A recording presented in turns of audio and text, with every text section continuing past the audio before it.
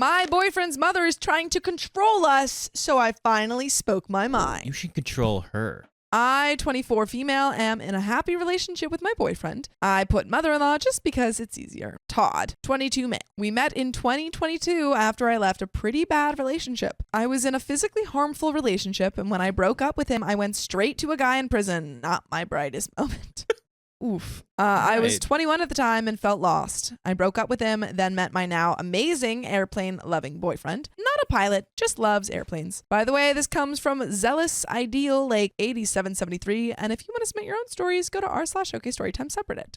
So, when we met, he was in college. He told me he didn't like college and that he didn't think he would do well with any kind of degree. He has never been a classroom type of guy and tried his best, but even with help, it wasn't working. He got so stressed from school, he would end up crying. He told me he was thinking of dropping out and just working. He said he always wanted to be a man that just works constantly. I told him to do whatever he wants. No matter what, I support you. I met his family a few weeks into us dating. His dad passed away from when he was about 16 years old. Although I never met his dad, I always felt close to him with all the stories he would tell me, plus the pictures he would share. He lived with his mother and grandmother, and his uncles would come around every week for Sunday dinners. When I first met them, I thought they were great. They had me over 2 to 3 times a week. I spent a lot of time with his grandmother, and I grew a bond with her. His mother, let's call her Sydney, raised Todd as a single parent. Before his father got passed away, they divorced. Todd's father struggled with a heavy drinking problem as well as Sydney. They both met in AA. Sydney was very judgmental from the start. I live in an apartment and she owns her own house. She would make fun of me for not having a job, as I just moved into the city 4 weeks before meeting her son. Don't worry, I'm employed now. She thought I was stealing her son's money and forcing him to buy me things. I was happy if we stayed in my room cuddling and watching movies all day. The real problem started after his grandmother passed away. His grandmother got sick and tried her best to get better, but nothing was helping. She was in and out of the hospital, and eventually they had to put her on hospice. It was extremely hard for Todd. Todd cried day after day. His grandmother was truly his best friend. His mother and him got into a super big fight the day she passed. We went 7 days without seeing each other because he was taking care of his grandmother. Understandable. He told me he was going to come pick me up because he was overwhelmed and needed fresh air. Just in case anything happened, we stayed in town. Literally a street over, we went to the park. His mother got mad because we were gone and she didn't want me in the house. I didn't step foot in the house. Todd got upset because Sydney invited Todd's childhood best friend. She doesn't talk to him ever, even when she is in town. They don't speak. I didn't want to go in because it was a personal matter, but it felt weird having his childhood friend being able to go around. His family got mad and screamed at me and him. Then a few days later, apologized and had me plan the funeral and the wake. Dang, they're making you do a lot of work here while also kind of harassing you. Yeah, you're like, oh, we need you to do all this, but yeah, we have our own rules. Yeah. This is just one instance of her being unfair to me, so I'll make a list. 1, got mad that I had work on Christmas. 2, got upset that Todd got me a ring for Valentine's Day, a promise ring. 3, got upset that he wanted to stay the night. 4, anytime we went on a date, she was mad she couldn't come. This is just something like high school. Every time we hung out with friends, she would call him at least 4 times, called me a moocher. I had money. We told her that he has cheated on me, asked for pics from another woman, and she blamed me. I mean, 1, that's a separate problem that he's doing that. But why did you tell her that? This is all just very dysfunctional right now. Told me I've never done anything for the family, yet I cleaned her house when she was out of state, cared for her mother when she was sick, took her son to the hospital 3 times, and made her son dinner when he was extremely sick. She felt the need to hold on to my medicine as well as Todd's and got mad when we said no. Those are just a few times. Now let's get into why I may be the a-hole. I know I am, honestly. All right, spoiler alert. Uh-oh.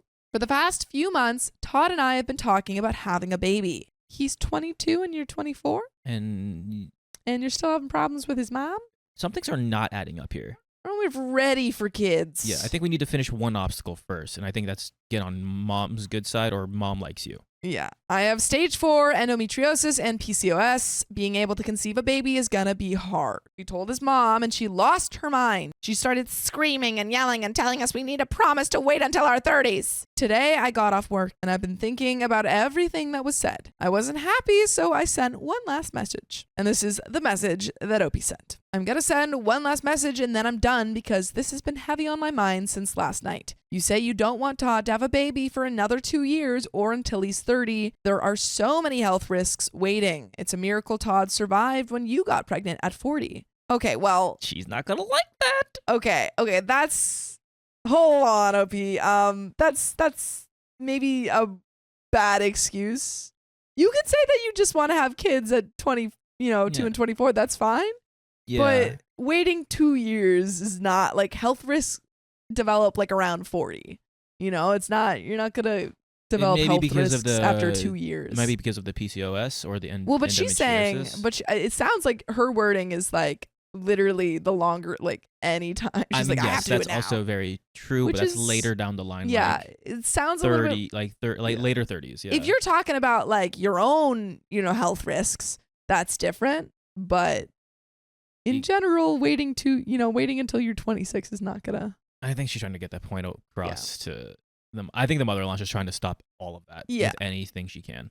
We're not waiting that long. This isn't your choice. Honestly, it's none of your business what me and Todd decide to do. He wanted to tell you for your support of him. I don't need or want your support. Therefore, if we want to have a baby now, we will, because we don't need your permission to do anything, as we are both adults. Since I've been around this family, I have realized the type of mother you are to him. You are extremely overbearing and extremely controlling. You had access to his bank account till he was 22, a grown man's bank account? That's actually insane. And the fact that you had forced him to promise, are you actually joking? He's almost 23 years old. If he wants to have a baby, he's going to have a freaking baby. Oh my gosh. You don't get to control him anymore. I also know you told him that we live in the ghetto. Who the heck are you to talk about my place that I live in? You're so materialistic and so judgmental. It's gross. I also was informed that you talked about my parents. For one, my dad doesn't agree with me because he says what I want to hear. He agrees with me because I'm right. You have no idea what the heck you're talking about. Leave my parents' names out of your mouth. Oh. I know everything you said. You aren't a good person and you aren't a good mother. The amount of trauma Todd has from you alone is unreal. But you don't want to hear about that because in your eyes, you're perfect. Newsflash, you aren't perfect. Don't worry, you'll never have to see me again. I'm so sick and tired of the disrespect when I've done nothing but love your son, help your son, and be there for your son because you don't support him in anything he wants. Why would he want to come to you for anything? I wouldn't. When we have this baby, because we're gonna have a baby and get married one day, you'll be lucky if they know who you are, let alone you seeing them. Have a good day. That was an intense text. I don't know if it was necessary. All I gotta say is too long. Don't want to read that. You know what'll make you have a good day? Listening to full episodes of stories just like this. Just go to Spotify, Apple Podcasts, or iHeartRadio and search up OK Storytime. But there is a little bit left to the story. It does feel like OP is I would have a little bit naive and also the mother is controlling. I think both of those can exist at the same time. We did get the spoiler alert that's like, I may be the a-hole in this part. And I was like, I know I am. Yeah. I think you're aware that was a intense text that didn't need to be sent. I think you could have just as easily been like distancing yourself from the mother without having sent that. It could have been written a little bit more maturely too. Well, but also it shows that OP is not, mature yet, which is fair. You're 24. Or was taken over by emotion. That also happens. Both. But I mean, that does happen. Yeah. But I mean, it happens to any age, really. But the one thing I was going to add is, did OP run this message through Todd first? I doubt it. This does not feel like a message that Todd ever saw. Yeah, like yes, this is your beef between mother. Yeah. About Todd's mom, but this is also like, you can't be defending your boyfriend's honor like that, or like speak for your boyfriend like that in that way to his mom. This should be him standing up for himself and for you too. But there's a little bit left. She has talked badly about the place I live and my parents. She told Todd we need to wait either 2 years or until we're 30. His mother has never been nice to me. Well, she has, but this is what she does. She's nice to me one day, gifting me things and talking nice, then says things to Todd. I sent this message and Todd gets a call from his uncle. His uncle says she's crying, screaming, and shaking because of my message. That's an intense reaction, but also it was a lot. You know why? Because Todd's got a new mommy. Yikes. He also told us that she had an aneurysm in her heart, and if she passes away, it's my fault. Oh my gosh. Oh, wow. Yes. Anytime I try to tell her how I feel, she cries, but she can be mean and hateful to me, and I just have to take it. Am I the a-hole? It's okay. If I am, I don't mind. Comment 1 says, not the a-hole, you just set a boundary, and the only reason she's so upset is because she is completely used to walking all over boundaries and making other people feel terrible to make herself feel better. Good for you on your shiny new spine. Opie says, my boyfriend even said that no one has ever talked to his mom the way I did. No one has ever stepped up to her. His past girlfriends went insane with her because they never stepped up to her. He didn't know what her reaction would be after I sent the text. His family is now calling me a bad person and cowardly because I did it over text, but she makes it impossible to do it face to face. Comment 2 says, drink consumption, especially excessive amounts, can contribute to the development of aortic aneurysm, which are bulges in the aorta, the main artery carrying blood from the heart. The fact that your uncle shared the news of her aneurysm with you after you tried to set boundaries is very telling. Mother-in-law owes her poor health to a lifetime of bad choices. It's her fault and no one else's, not the a-hole. Yeah, I agree with that. I mean, like, they can't blame you for her aneurysm. Yeah, that's weird. That's on her. Yeah. She's just looking for a scapegoat, and lo and behold, it's you. Yeah. Yeah, I think this should have been a conversation with Todd because he's like, no one's ever stood up to her. Yeah, Whoa. like he also needs to learn how to stand up to his mother, like, which is something that you know, learn around that age. Like 22 is when you start to become more independent and you realize like, oh, I actually don't need to listen to everything my parents say because now have my own job or I have my own place and I'm becoming my own adult. So I think that, you know, like he does have to start learning that. Yes. But that is the end of the story. My husband let his mother control our lives. It's time we break free. We've got to break free. I, 34 female, have been married to my husband, 34 male, for nearly 12 years. Together for 16 at the ripe age of 16. Let's call my husband M. No, we're going to call him Marty. By the way, this comes from user AdeptAd7807. And if you want to submit your own stories, go to the r/OK Storytime subreddit. So, I have had issues on and off with my mother-in-law since day one. For context, I come from a very hardworking blue-collar family and have always had at least one job. Being a productive member of society and contributing financially has always been a priority to me. I've also always wanted a big savings account to plan my retirement and also travel as much as possible. When I first started dating my husband, I worked full-time at a bank and had a second weekend job. My husband had a trust fund where he would receive a small disbursement from each month that he lived off for about 9 months. He had a party house that he rented with a few roommates, but he would stay with me while I was still living at my parents'. After 9 months of him not working, I pressured Marty to finally get a job. Soon after, we started renting our first house together. During this time, he absolutely hated his job that had little room for growth, and I had been encouraging him to look into the same trade school that my family member attended. This was only a few months long program, but it was out of state. Finally, Marty was convinced to take the leap and go for the trade school. To do this, we had to move to another state and sell the majority of our things to start completely over in a new city. I was also going to school during this time to be a teacher, so I decided to let that go so we could pursue Marty's new career path. After a couple months, we took the leap and started our new life. By this time, we had been together for 3 years, so on our trip to our new location, Marty proposed, and I said yes. It was so great to go on this adventure with my love. After being there and engaged for a year, we said I do, and had our family come down to celebrate our vows. A little rewind so you can see how my relationship with mother-in-law was up until this point. Mother-in-law and I would have constant up and downs. I'm a very social person and loved doing things, and we would often spend time together, just the two of us. She did not work and has not since Marty and his siblings were small children. Not that there's anything wrong with that, but it does make a difference later. She also had Marty pay her rent for 9 months and give her money when she needed extra. She and I would have so much fun together, but it almost always came with consequences. We would share a bottle of wine and play games and tell stories. I'd talk to her about my exes and we would compare past relationships. She was really good at making me feel like we were friends. She would then later confront me for not loving her son and that I must still be in love with my exes if I still talk about them, even though she pried for more information about them. Keep in mind, I was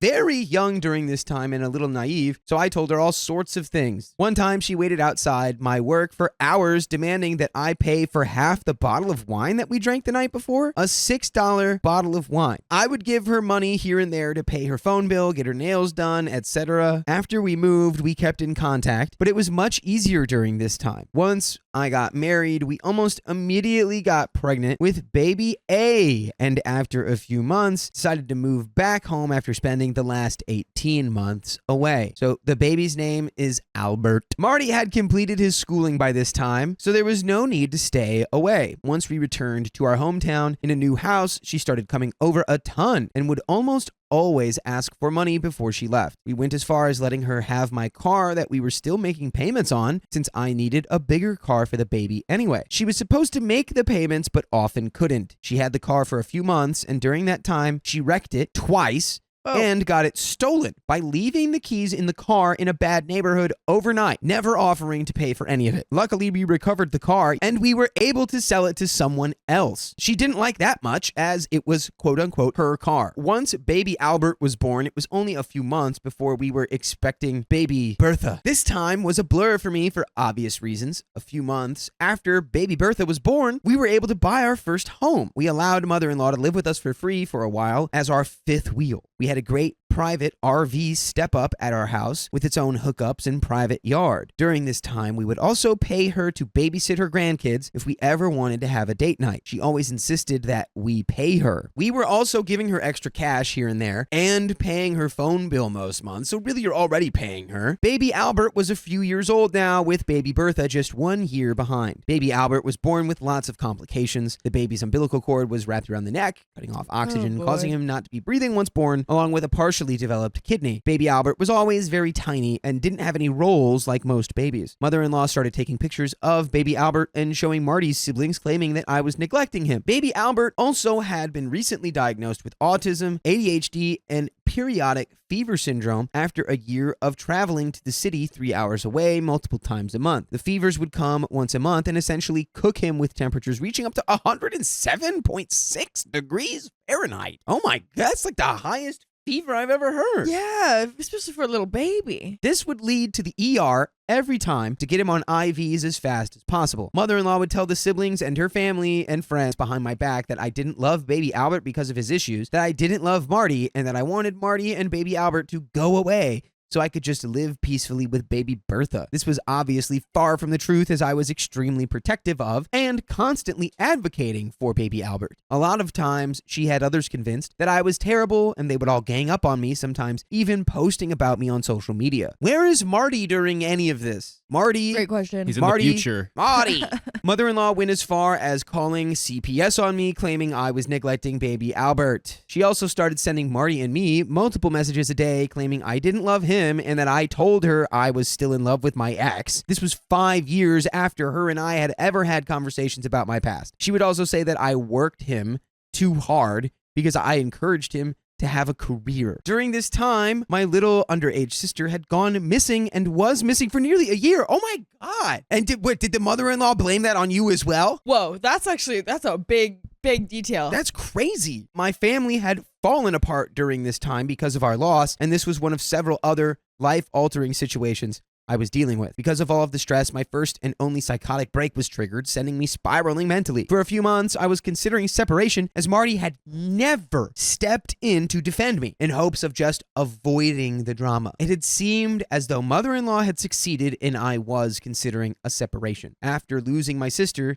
CPS being called on me, my side of the family falling apart, baby Albert having multiple health issues, and being a young mom, I had felt as though I was being buried alive and could not reach the surface for air. Not having the support I needed from Marty seemed to be my final breaking point. Luckily, I found a great therapist that helped me set boundaries that I had never had. I am a recovering people pleaser. I also found a great psychiatrist that worked with me on medication. I found a great doctor to help me with my lifestyle change and diet, and got certifications in fitness and began that journey. After a while, I was able to heal myself. When I felt healthy again, I gave Marty an ultimatum: me or his mom, which fair at that point. I know we usually don't advocate for an ultimatum. Right. But at this point, it's like, how are you? You cannot. Right. You cannot placate her and stay with me. He chose me and cut his mother and siblings out of our lives. It took some time, but we grew together and worked on our marriage. We became members at a church and completed a marriage course through the church, and we're doing better than ever. It has now been 7 years, and mother-in-law is starting to reach out to Marty. I can tell he misses his family, and I feel torn. I'm afraid that if we let them back in, it will eventually turn into a hate fest on me all over again, and our marriage and family will suffer as a result. I also feel sad for Marty because I know he misses his family. I have offered to have his siblings back in with the understanding that I will not plan or host as I used to. That would be on him, and I would be happy to attend and support him,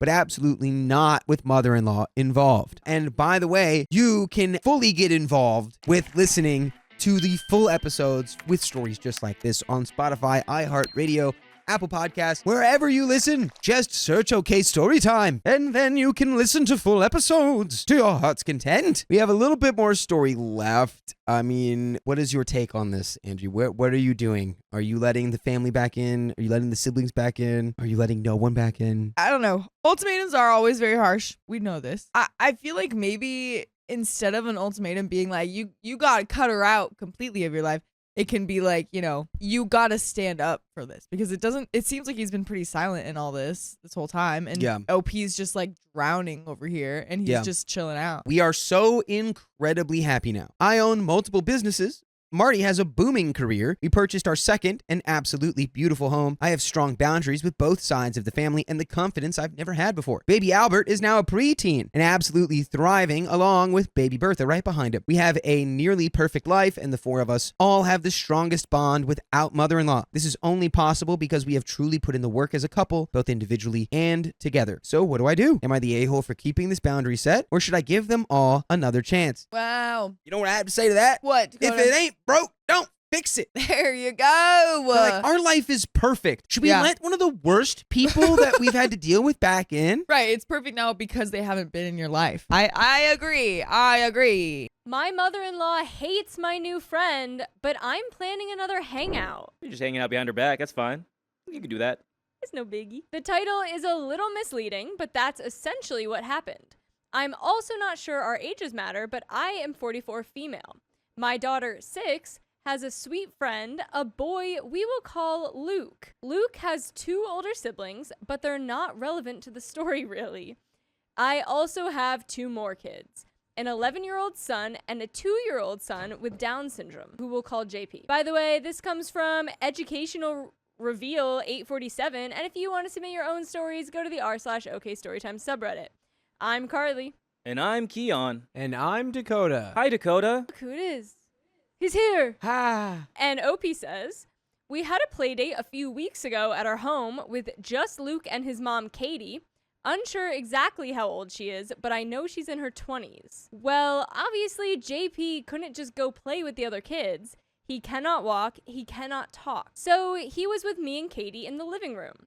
While my 2 older kids and Luke were playing, Katie and I were talking. And while JP can't talk, he makes noises, grunts, etc. He's just like me for real. He's just like Keon for real. That was me for a long time. I know. I didn't talk until I was like 4.5, 5. Selective mutism. Yeah, selective mutism. Whenever he would do this, Katie would sort of make up something he said and say it for him. Like, for an example, I was talking about JP and said he gets chatty in the middle of the night, and JP started grunting, and Katie looked at him and said, "No, don't worry, I don't believe her anyway," which I laughed about. It was funny. My mother-in-law stopped by to grab something and stayed to chat for a bit. She noticed that Katie interacted a lot with JP. She asked Katie who she knew that had Down syndrome, I guess assuming that she knew someone, and Katie told her that she actually didn't know anyone aside from a little boy she went to church with as a child. My mother-in-law seemed put off by this and leaves eventually. The next day, she came back over and asked my daughter if she had fun playing with her friend. My daughter says yes. She loves playing with Luke. My daughter runs off to play, and my mother-in-law looks at me and says, well, at least she got to do it once and, not have them over again. I stared at her wondering why. So I asked her what she meant. She said Katie was too obsessed with talking to JP for someone who had no experience with Down syndrome children. Shut up. Yeah. I'm sorry. JP's actually comfortable with somebody, and you're upset that he enjoys being around that person? And not for nothing, I'm sure that mom knows best about her kid. Yeah. Not Sorry, mother-in-law. Yeah, not mother-in-law. Like the OP. Oh, yeah. I'm sure OP knows best. Yeah, I would be delighted if that was a grandchild of mine or in-law or what have you, child-in-law of mine. Like, yes, I love this. Thank you so much. Like, I'm sure even like the slight grunts and noise too in public show that he's at least a little bit like I think OP would definitely know if JP was OP and JP if JP was uncomfortable. Yeah, 100%. I was thrown by this because to me it was refreshing. Most people forget JP is there, pretend he isn't, or focus on what's wrong with him. Katie treated him like he was any other 2-year-old, and so did her son, although he was a bit more confused as to why JP wasn't speaking. But he never said anything about it, which leads me to believe Katie has made sure to teach her kids not to point out other kids' differences. Yeah.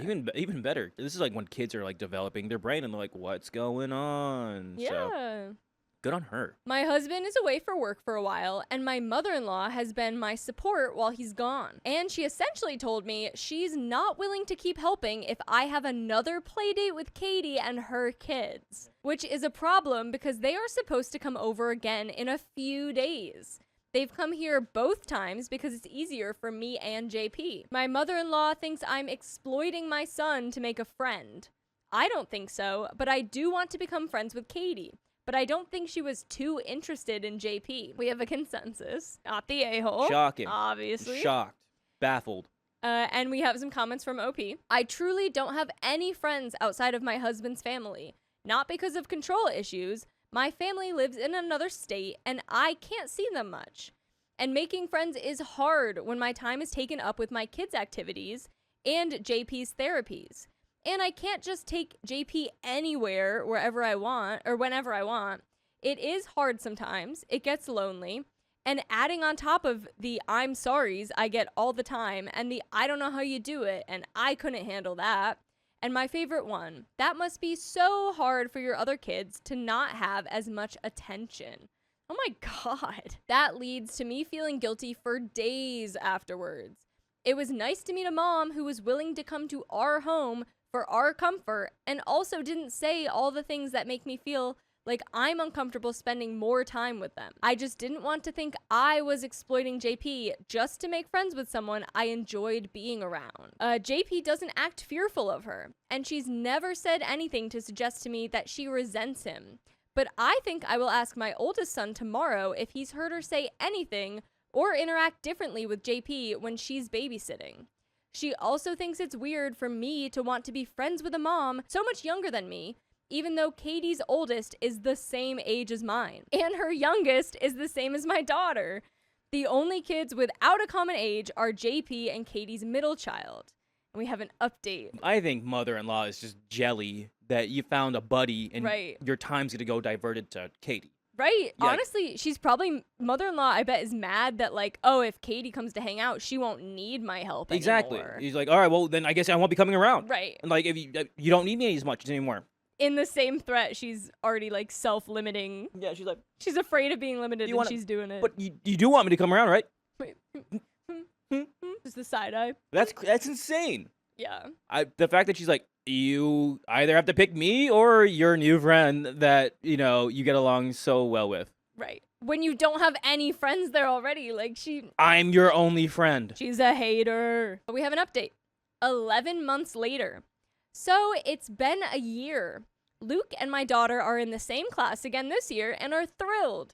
We did have the second and many other play dates with Katie and Luke, and also Katie's 2 other kiddos. All 3 of Katie's kids are nothing but kind to JP, and every one of them takes time out of whatever they're doing to come hang out with JP every time. Katie's raising great kids. I mean, they're both raising great kids. Yeah, they are, but Katie is like, I'll go up there, I'm like, are you an angel?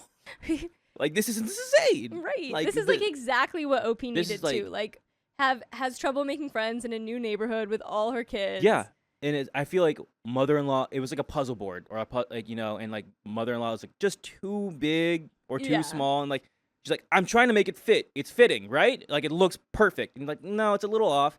Katie comes in just right, just boom. Her oldest son specifically can get JP going really good. He's 13.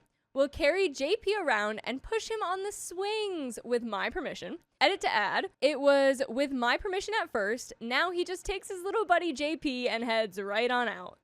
JP and Katie's oldest have this bond that I can't describe. JP lights up when he sees his big buddy. That's so sweet.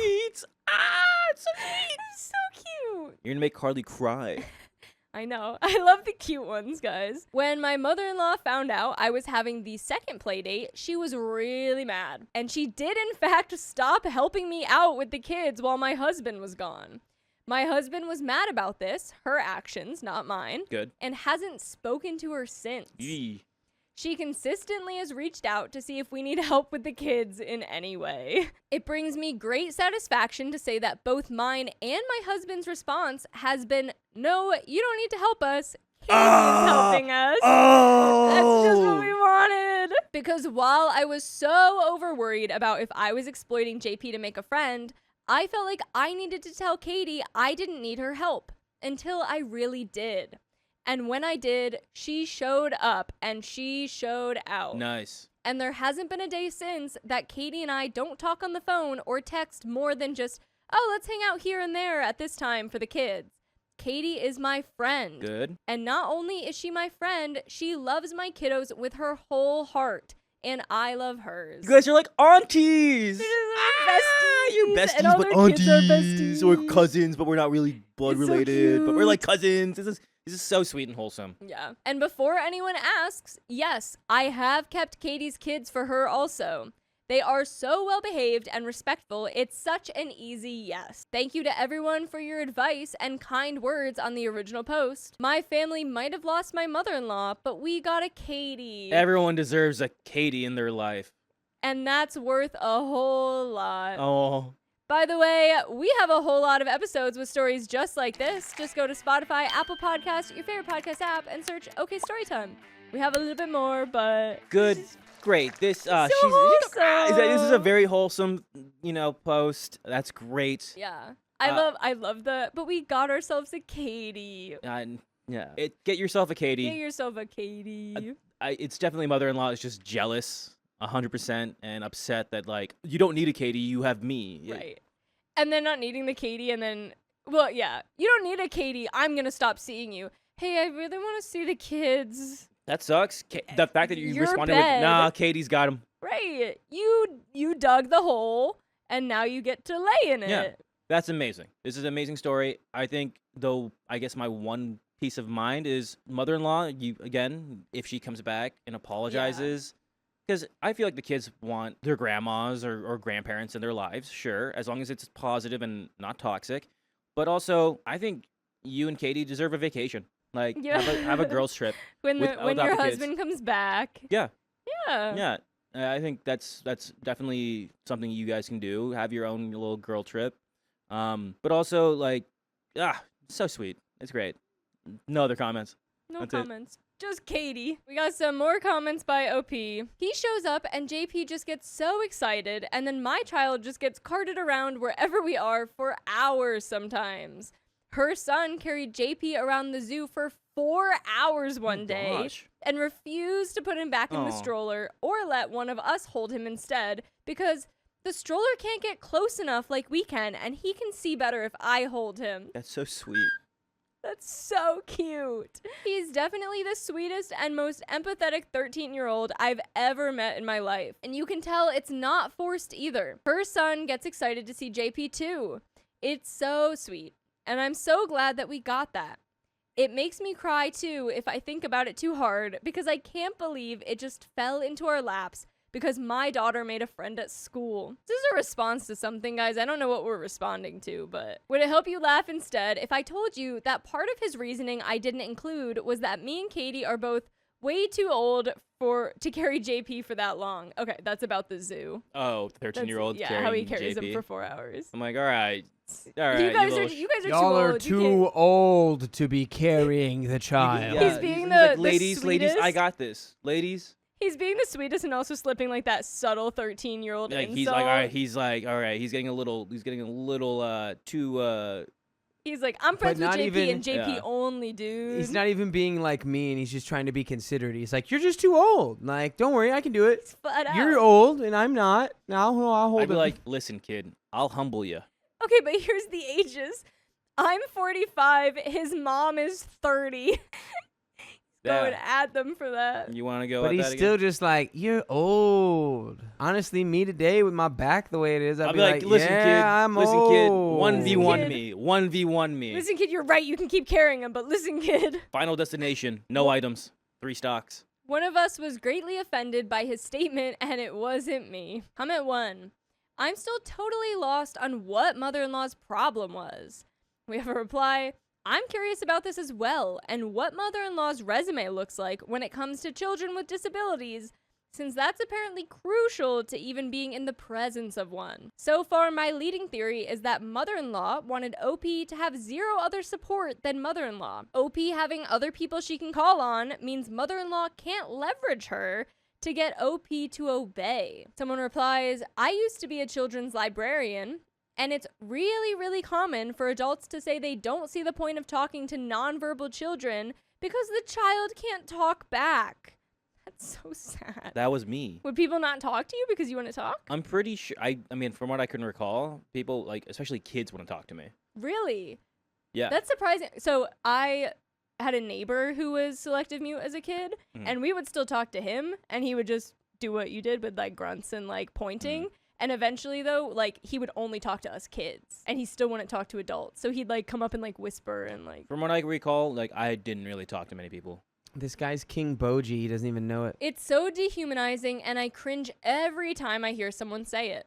I'm wondering if mother-in-law is one of those people, and when she saw Katie talking to JP like he was just any other kid, even though he couldn't talk back to her, it made mother-in-law feel some kind of way about it. Comment 2. Always deeply confused by the people who don't understand that the more people who love your kid, the better. Little buddy needs these people. Grandma can get stuffed. And that's the end What of do that. what do you mean by that? What do you mean by stuff? What do you mean? Mm. But yeah, grandma or mother-in-law needs to come around on her own to, like, with a big apology, like you said, if she wants back. Yeah, that's it. That's Otherwise, pretty much it. all your kiddos got the best love already. Yeah, you gotta understand, like, grandma, I can make friends. You should have a friend too. Yeah, right? But that But- is, That's the end. My mother-in-law insulted my friend. Now I want to cut her off. Don't come after my bestie. I, 26 female, married my husband, 28 male, in October 2024. I'm now 27 weeks pregnant with our first baby. Aw. Woohoo. Before the wedding, I got along with his family. But right before we got married, drama started with his sister, 33 female. His parents always defend her no matter what.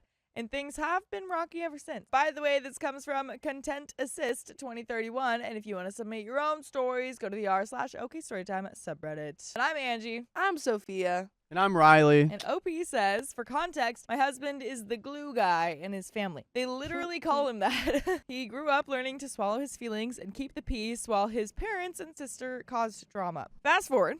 Last weekend was our co-ed baby shower. My mom hosted, but my in-laws helped by bringing drinks and dessert. The week before, my sister-in-law texted my husband saying that she couldn't come because of her 6-year-old's first soccer game. He was clearly hurt, but didn't say anything. He's gone to all of her big life events and baby showers, but now that it's his turn, she bailed. She had already volunteered to bring food, so she dropped it off before the shower, had us take pictures with her, and made us open her gift before she left. It annoyed me because guests were arriving, but I just went along. The shower itself went well, except my father-in-law never spoke to me once. Not even hello. If I don't approach him first, he won't bother. Here's where it blew up. On the drive home, my mother-in-law called my husband to check in. She asked if we dropped our friend, who flew in just for the shower, at the airport before leaving town. We had. My mother-in-law immediately said it was ridiculous our friend expected that of us. I chimed in that I offered since she traveled so far for us. That's when my mother-in-law went off. She said she doesn't trust my friend,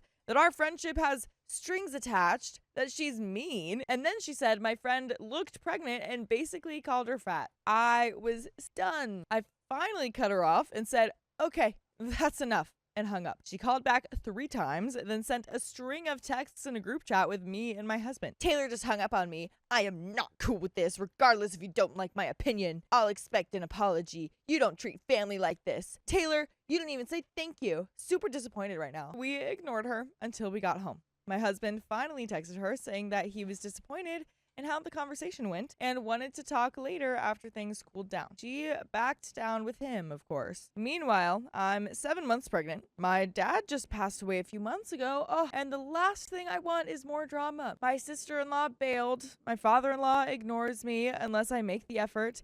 And now my mother-in-law is attacking my friends and demanding apologies from me. Why is she attacking all of your friends? What Those is are your this about? friends. Why is she so bothered? That's like, it's not even like that's, family members that your families No. are combined. It's Like, just my friends. You don't have to It's talk to them. your daughter-in-law's friends. So it's not Yeah. even your child. Right. This is the only Two time you'll probably degrees. ever have to see them. Yeah. My husband is planning to talk to them and set boundaries, but they always sweep things under the rug until the next blow up. So am I the a-hole for hanging up on my mother-in-law? And there is an edit I've posted before about my sister-in-law and the wedding drama if you want to read that. Sure do. After the wedding, I didn't speak to her for a little over 6 months. My husband's parents were not happy about that, even though they knew that I was grieving my dad's passing. On Christmas Eve 2024, just 13 days after my dad passed, my in-laws got upset with me and my husband because we told them that we weren't coming over for Christmas. They assumed it was because I didn't want to see his sister-in-law. In reality, I had just lost my dad and couldn't handle being around people. It felt incredibly selfish that they made it about sister-in-law instead of acknowledging my own grief. Since then, we have been pretty low contact with them, but because we're having a baby, there's been more interaction lately. And honestly, it hasn't been good. My father-in-law especially makes me uncomfortable. He says creepy things that cross boundaries. For example, before he and mother-in-law came to visit a few weeks ago, he told my mom that he was going to have his hands all over my belly. No, you aren't. Just because there's a Yeah. baby in there doesn't mean that Yeah. you can touch me. Don't touch me. No, I thought that was gross and weird. He also told me that his daughter is the apple of his eye, just like I was the apple of my dad's eye, and that he will always defend her no matter what. To me, that just proves where his priorities are. If his family expected me to get over it and make nice with sister-in-law, and even expected us to show up at Christmas while I was freshly grieving, then I don't think it's unreasonable to expect father-in-law to show me basic respect like simply saying hello if he wants to be a part of our daughter's life. So that's why I included stuff about my sister-in-law and father-in-law in this post. It's honestly the whole family. Oh, and also, I'd like to note that my husband and I are signing up for couples counseling. Okay. Nice. That's probably good. Helpful. Yeah, he needs to know how to stand up to his family for you. Yeah, absolutely. After my mother-in-law said all those things to me, something in his brain clicked and he's agreed that he needs to change. But I do agree that he could have done this a long time ago. I will update after my husband talks to his family. It looks like we may be super low contact, if any at all, after this. And we do have that update. You boy. But what do you think about this? I mean, going back, do you think that it was the a-hole move to hang up on the mother-in-law? Not if she's like harassing you. Yeah.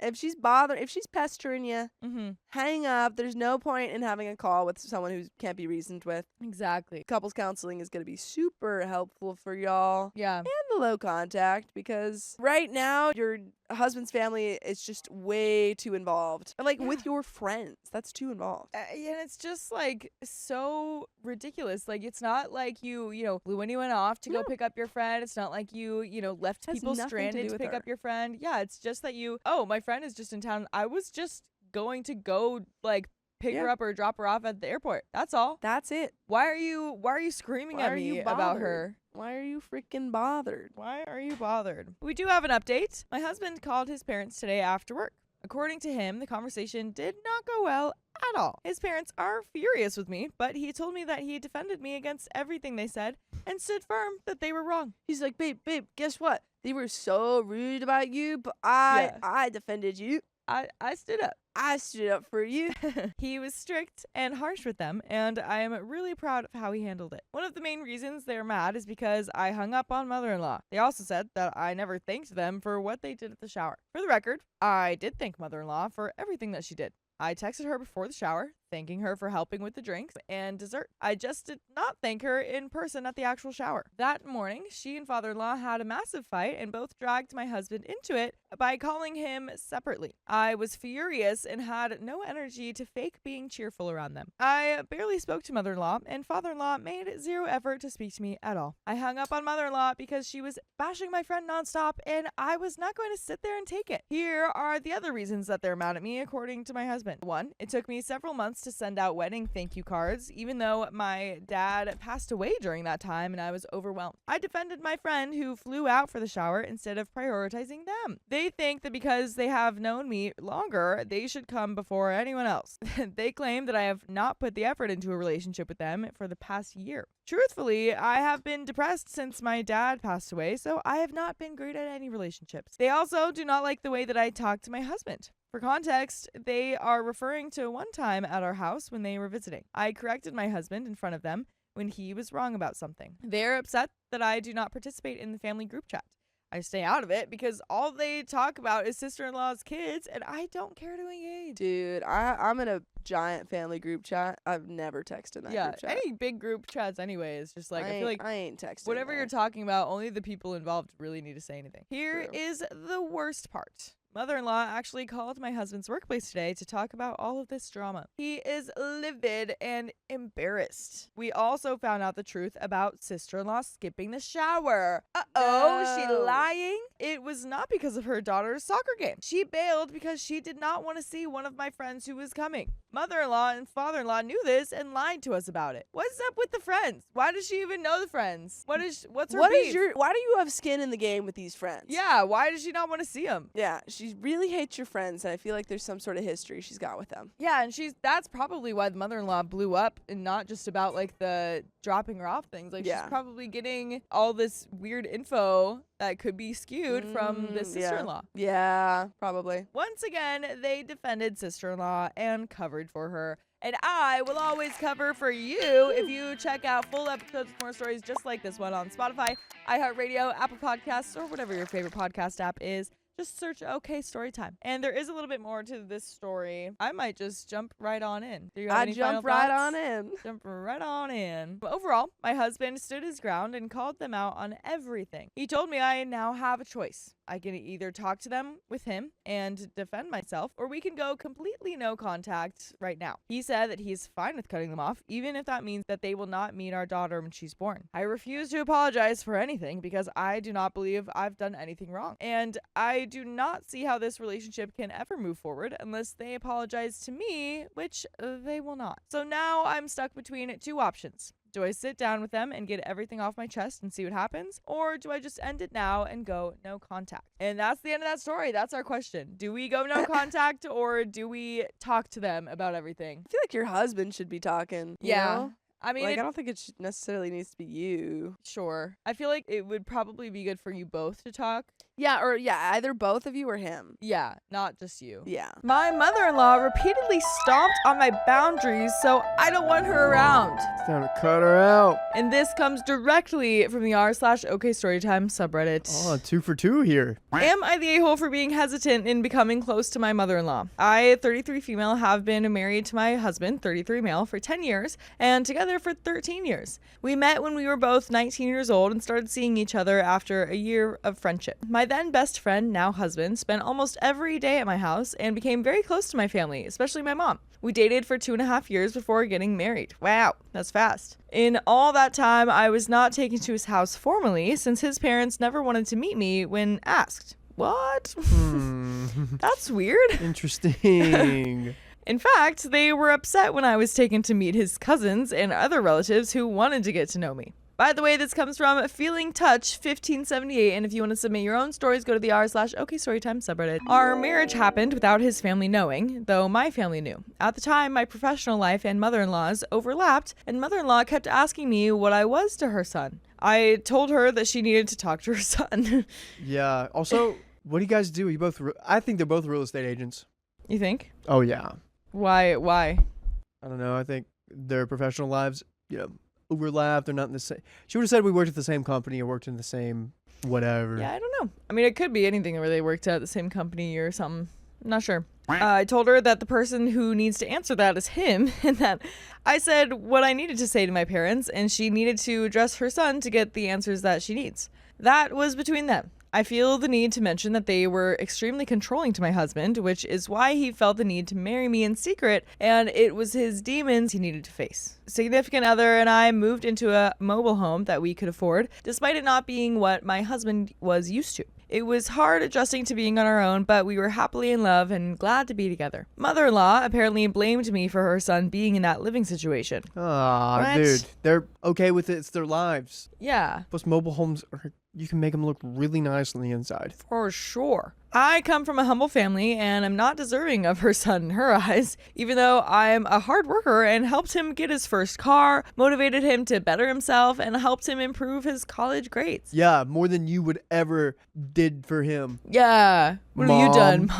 Mom? When my in-laws found out about our union, I was finally taken to their house and introduced to his family, since in their eyes, marriage meant that we were serious, and there was no way around it, as I was a part of their lives now. Mother-in-law made jabs at me every time she saw me, and even her mother would disrespect me when no one was looking. I became close to my father-in-law, and he would listen to me vent. My relationship with my husband started to sour because I felt like he didn't care about me. He would just tell me to ignore her, and he would force me to visit even though he knew that I felt uncomfortable, and it would end in a fight when we arrived at home. 4 years into our marriage, we found out that we were expecting. Congratulations! Cute. We were thrilled. Mother-in-law, not so much. Another demon spawning. No, it's half demon, half good. My husband told her on Thanksgiving, an announcement I took no part in because my husband knew it would not go well. From there, things just got worse. Oh, gosh. My pregnancy was high risk, and whenever my husband would want to see them, I chose to stay home. Being around her was stressful, and I want to avoid all negative people who could cause me emotional stress and anxiety per doctor's orders. All right. For the delivery, I said no visitors outside of immediate family. Mother-in-law thought it was okay to bring her longtime best friend and their significant other to meet the baby. After the hospital discharge, things got even worse. Oh, no. Due to certain situations, we, husband, baby, and I, had to move in with my in-laws. Oh, wow. Oh gosh, that's not what you want to do. I ended up having to be rushed back to the ER because of fluid in my lungs. Oh my gosh. This meant that the baby had to stay with my in-laws while I was in the hospital for a week. Having baby abstain from visiting homes for the first 3 months was a boundary that we made clear to both sides of our family. We had heard a baby's immunity needs to be slowly built up and thought about the baby's best interest. Postpartum depression is real. I was in a bad state of mind, and being a week away from my baby was hard enough. The day that I was released, it was raining, and I was very anxious. I got home at 3 p.m. The carport was empty, so I called mother-in-law and got no answer. Worried and devastated, I had no choice but to go to my parents' house while I waited for a reply. I found out mother-in-law completely violated our trust because she took him to her relative's home. Girl. Do you need a doctor's note to know what to do here? Honestly. Baby needs to be safe. Right. Baby can't go out and go clubbing Go or to different houses. go play bridge at your friend's house. Right. Baby needs to be safe. Right. Mother-in-law's like, but baby wanted to go. But baby wanted to. Baby's having a great time. Look at him. Mother-in-law was first to arrive home around 6 p.m. that day. My sister and I arrived shortly after. I took the baby in my arms, and my sister had a few words with her on my behalf about boundaries and both sides needing to respect our wishes. After my husband's return home, mother-in-law twisted the story to everyone in the house. My husband, who was at work when it happened, said my sister was not welcome, which led to me going off on him and setting the record straight to both him and father-in-law. Yeah, husband, Come on, dude. stand up. Yeah. Stand up for your wife. Oh, also, your recently pregnant wife who has you're the mother of your child. Things went further downhill. Oh my gosh. Just keeps dude. going. She would meddle in our affairs, try to dictate how to raise our baby, would criticize my cooking, and then complain about me not cooking. She even complained about me staying in my room. We ended up moving out on Christmas. I felt like I would end up separating from my husband or harming myself if I stayed there any longer. Yeah, get out of there. Goodness gracious. One of my favorite things is watching other parents tell parents how to parent their kid. Yeah. I love doing that with my aunt. We don't. This is what we've called mother-in-law splaining. Yeah. Mill-splaining. When did you come up with that? It was me and Dakota kind of came up with that on a stream a while ago. That's good. Yeah. That's good. Yeah. The depression was coming at me full force, and I felt powerless. She continued to get between my husband and I with her jabs. 1 year after the baby's birth, she took the liberty to cut our son's hair in our absence after we had said that we wanted to witness it. Dude. I was livid. I would be livid too. Yeah. You let the baby curls come out. It takes a while. Yeah. What the heck are you doing? Right. Are you trying to piss him off? Yeah, like this is my firstborn. I went to see his first haircut, and you knew that, and you still did it yourself when we were specifically gone. What's wrong with you? Come on. She didn't seem to care about what she did. She felt that she was in her right, that it was no big deal, and only I found issue with her decision. Father-in-law was upset at her for overstepping. So, guess it's not just OP that's upset. She should know as a mother how special that first haircut is, especially with the first child, he told her. I was heartbroken. Work prevented me from being present during many milestones. His haircut was one that shouldn't have been out of my control, and she robbed us of that experience. Husband dropped me off at my parents' house that day, and he went to confront her at home. She was the one at fault, but everyone paid the price. Our son didn't see them for 2 months. Through the years, we have had confrontations to the point of avoiding her and not wanting to spend holidays over there. I've never told my husband not to go, but that's his family, and they are important to him. I would just stay with my parents, and our son would go with them. Okay. Now to the present. So the kid is now like 6 years old. I believe. My husband tells me his mother wants to have a relationship with me. She wants to know me better, but I feel that it's only because I am going through a tough time with my health. So am I the a-hole for not wanting to? And we do have an update. So do we think that OP is an a-hole for not wanting to have a relationship with her mother-in-law? Yeah, I feel like no. There's not a lot of love here. Not a lot I don't know. No depth to this relationship. Yeah. She's always bickering at you. Yeah. And two, if she wants a relationship with you, she can say it from herself, not send her little flying monkey, your husband, right, to do that. Yeah, exactly. I would want to know her reasoning. I would want to know if she is expecting some sort of apology from OP to start this rekindling. If she has been acting that same way for all of these 6 years that have gone by, then it's like, well, like, no. I mean, if you want to start, then maybe make some effort. Yeah. And show me that, but I'm not going to show the effort until you will. Easy, yeah. But we do have an update. Thank you to everyone for your input and suggestions. I spoke to my significant other about it, and we cleared up a lot of things. SO backs me up and feels bad for everything that has happened in the past. We decided he will speak with his mother about everything and make it clear that the attitude will no longer be tolerated. We will give her one last chance, and she will have to apologize and prove that she really wants a relationship with me. He will speak with her alone, and I will speak with her afterwards. Mother-in-law in the past has done a lot of crappy things to me, but she has also helped a lot of times, and that's why I want to give her the benefit of the doubt. I guess I'm not completely opposed to getting close to her, as much as cautious and on edge about it. My son loves his grandma. That is the main reason why I want to give it one last try. I also believe the reason she treated me that way may be because she was or is jealous of me. I took her firstborn away from her, and she was rebelling when we started dating. She was controlling. I was his first serious relationship, and I guess she thought that I would get in the way of his studies, but he ended up dropping out of college because they were pushing him to study what she wanted him to and not what he wanted. Ah, okay, so I see what's happening here. It's a control thing. Lots of control, and she did mention that she had been controlling like his whole childhood too, so it's just a lot of controlling. This was his chance and his choice to have a serious relationship and to make these commitments to someone, but she wasn't ready for that. Not ready, baby boy. But it's not. Stay a little longer.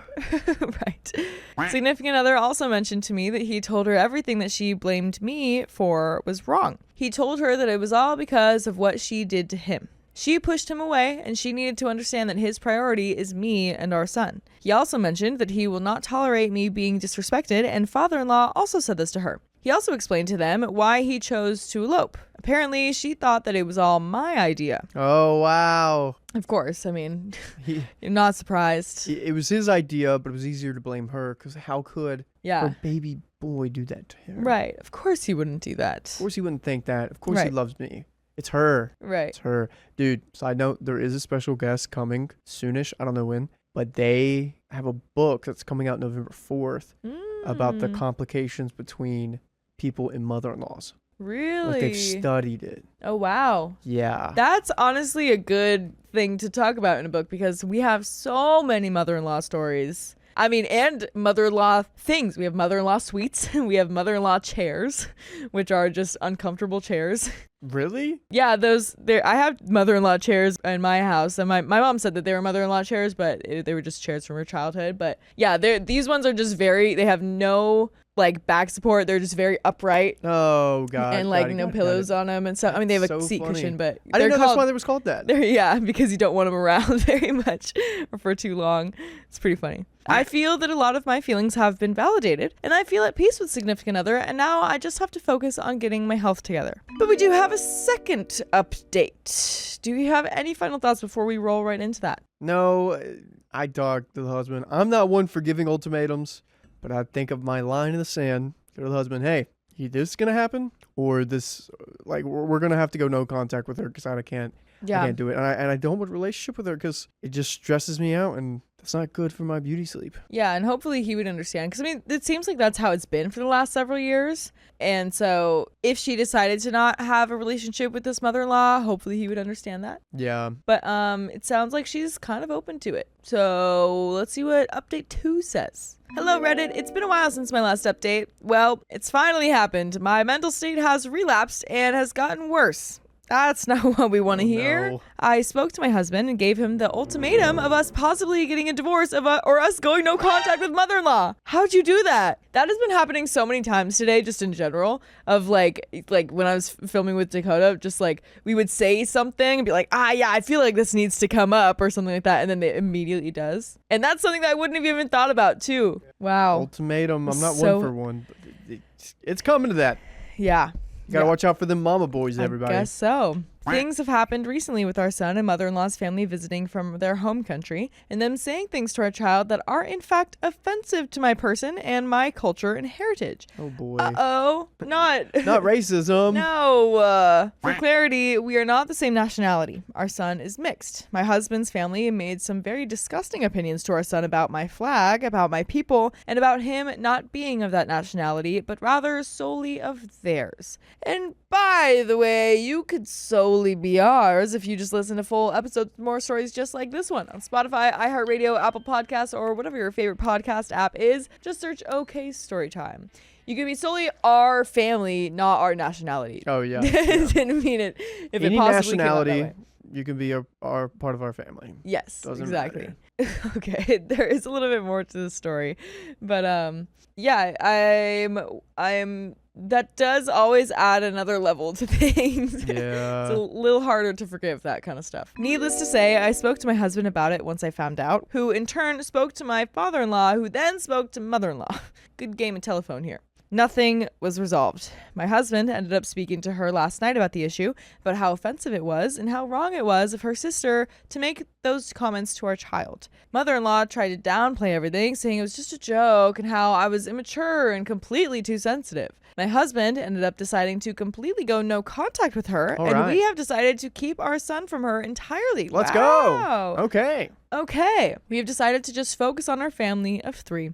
I am sure some drama will happen in the next couple of days. Mother-in-law is texting my husband, and he is ignoring it for now since he needs time to process. Last night was a lot, and we both find ourselves mentally drained. Let me And go see if there's an update. that's the end of the story. We're going to see if there's an update. I feel drained from that. That sounds very, very difficult and upsetting that you have to face no contact with your mom anyway. That's always a hard thing to do. I mean, it sounds like they had a difficult relationship growing up, but that they were relatively on good terms up until all of these issues. So that really, really sucks that it has come to this. But what can you do? Yep, but that's the end of that story. My mother-in-law claimed she named my daughter, so I corrected her. Should name her after your mother-in-law. Don't do that. I've been married to my husband for almost 2 years, and our daughter is 11 months old. When we found out we were having a girl, one of the names that was immediately top contender was the name of a character I really like in a very popular book, / movie franchise? Is it Rowena? Classic nerd. Rowena is a very, like... I have never heard someone Rowena. I've heard Luna. Luna's a good one, too. I want to find out. Rowena. I've met, like, 4 Rowenas. Yeah. And you know what they're named from? Harry Potter. Yes. My husband is a huge fan of the franchise, too. And with time, that name just became the only one that I wanted. And we landed on it and then told our parents about it. By the way, this comes from user FarOven6023. And you can submit your own stories to the r/OK Storytime subreddit. I'm Keon. I'm Carly. And I'm Dakota. So, Opie says, I remember my mother-in-law questioning whether, phonetically, there would be an alternative spelling that could cause confusion. And I had said, no, it wouldn't, and had explained to her the subtle difference in pronunciation, and it was a whole conversation I'd had with her. Last weekend, we were at my in-laws' place for dinner. My brother-in-law and sister-in-law were there too. So we were watching my daughter cruising along the room, using the couch as a support, looking at us to see if we were looking, and then laughing. My brother-in-law's wife had remarked how radiant she looked and how she'd really taken to her name literally. My sister-in-law then said that it was a really good choice by my mother-in-law. What does that mean? Interesting. I was confused. I asked what she's talking about, and my sister-in-law said that my mother-in-law had been the one to recommend the name, right? I want to know the name so bad. Me too. Because if it really is from OP's like favorite franchise, that's so easily disproved. You just go, does mother-in-law know anything else about where the name's from? Like, why did you pick it? Oh, I just love that name. My mother-in-law then said, yeah, that she said it's a good name. I was literally stunned for a second and then made it clear that I'd come up with the name, how I'd known of it, and that my husband also knew of that character, and that we were passed away, set on that name, and there were no recommendations to be had. I asked my husband to corroborate the story, which he did, uncomfortably. My mother-in-law said names are a collective family effort, and everyone pitched in, but I still said this name was one that was very dear to me, and it was one I'd come up with. Maybe I shouldn't have pushed on that a second time? Well, that's why I'm here. When we came home and we were in bed, my husband had been getting texts from his mom and sister. He said I was right in my account of what had happened, but he also told me I'd been tactless, that we know it was my name, and our daughter has a beautiful name that suits her. Why make it into something that causes bitterness? Right, and why are we so pressed about who came up with... What does it matter who came up with the name? Just be like, yeah, I think it's a great name, OP.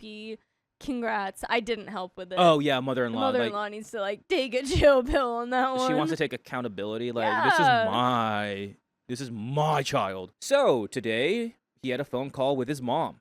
Just a regular one. I asked if she was still pissed. He said she was. He said that he understood why I did it, but it wasn't the time and place. I don't agree with this. No, it's not mother-in-law's time and place. Yeah, I don't agree with this. Like, huh? Why are we supporting her? Was I the a-hole? And we have a small update. Before the small update, what do you... No. I don't even have to ask you. Yeah, I think I said what I need to say. Like, I don't know why mother-in-law needs to be a collaborator with that name so bad, and I don't think OP should have to let that go. Yeah. It's OP and her husband's, like, fandom or love or something. Yeah, they probably, like... I don't see where the husband's like... I can't think. I get it, like, I guess it's not the time and place. Like, maybe it's like... It's not mother-in-law's time But it's not... and place, No, for sure. though. 100%. Support Like, your wife. I would have been like, what do you mean? Right. Like, we came up with that name. Why is she taking credit for it? Especially if it's something that they, like, mutually love together and it's a point of, like, bonding over when they met, maybe. Like, no. Yeah, I would be... I would be like, that's not the case in point. I would have been like, that's not right. Let's clear that up. Yeah. We have a small update. So, my husband came by this on his Reddit feed, FML. He wants to let us all know he never said I was an a-hole. Relevant comments. He said that he understood why I did it, but it wasn't the time and place. Did he happen to share with you when would have been a better time to correct your mother-in-law's revisionist history and why he didn't have a word with her and correct her himself? Big, huge, not the a-hole. Hope he replies, no. He didn't say it, but he said it shouldn't have been clarified in front of an audience. So I'm assuming he meant when it was just me with mother-in-law. And if she said this when we've had moments where it's just the two of us, I would have corrected her then. I just didn't enjoy saying it in front of others. It's just that's when it was brought up. Another comment says, does your husband ever stand up to his mother? call her out when she lies, or if she says / does something unreasonable. We're trying to determine if this is a one-off event or if you have more than one problem on your hands. OP replies, before we got married, he'd said she can be a bit much, and just to sort of not mind her too much, which is why we've been back on thus far. But just, this was close to my heart, and in the moment, I felt I had to claim it.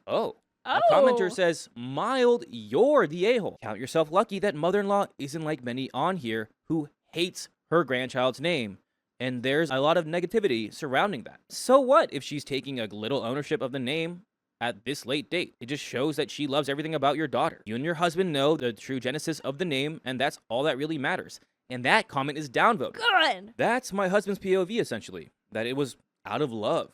And now there's bitterness, which I suppose there is. And if I really was an a-hole thing to do, I'm open to apologizing for doing it with others around. I feel like you should just have like a one-on-one meeting with her or with you and your husband and be like, so what was that about? Right. Let's get to the bottom. We have another comment. Is this really a hill you want to pass away on? Who cares about how the name came about? It's your daughter's name now, and everyone is happy with it. You are making this into a much bigger thing than it needs to be. You are the a-hole. That's a downvoted comment as well. Here's the thing, don't keep dragging it out. Like, have that conversation now, nip it in the bud so that you can just, like, move on from it. But I don't think you're the a-hole for calling her out. But have the conversation. She's pissed that she got called out on a stupid lie. Easy solution to that is she shouldn't have lied, not the a-hole. Uppy says, thank you. And while I didn't bring it up at the time, because I didn't recall in the moment, I literally have texts of me sending her a link about how that name is in the top 20, and that it's not a totally out there name. Verdict, not the a-hole. And we have an update. We're going straight into the update. This was 4 days later. Hi, and thanks a lot for all the comments and verdicts in my first post. Far more than I had anticipated, enough that my husband came across it too. First, I do want to clarify that my husband never said I was an a-hole. He said he agreed with the facts, that our daughter's name had nothing to do with mother-in-law, just the timing of it. But like a lot of the comments had said, perhaps setting the record clear in the moment had been the right thing to do. My mother-in-law had been bringing up the encounter to him in passing repeatedly since then, and she was also emphasizing the way and place and time that I corrected her. She was not claiming to have recommended the name any longer. Yesterday, because my husband was having to deal with the bitterness of the situation, I had to call with my mother-in-law. Hey. She said she was in shock at the way I had gone about it, that it's not what she expected of me, how fond she was of my daughter, and that the decisions like these are family decisions in spirit. Doesn't matter the origin of the thought. No. Half the time the family doesn't even know the name till the kid comes out. Like, it's like, in spirit, we were there. It's like I'm part of the group project too. Yeah, I'm in your head. I knew the name. Yeah. Like, no. Like you guys did this. You and your husband OP did this group project. You made a kid. I was part of the process. Put my name on the top right. Give me full credit. A+.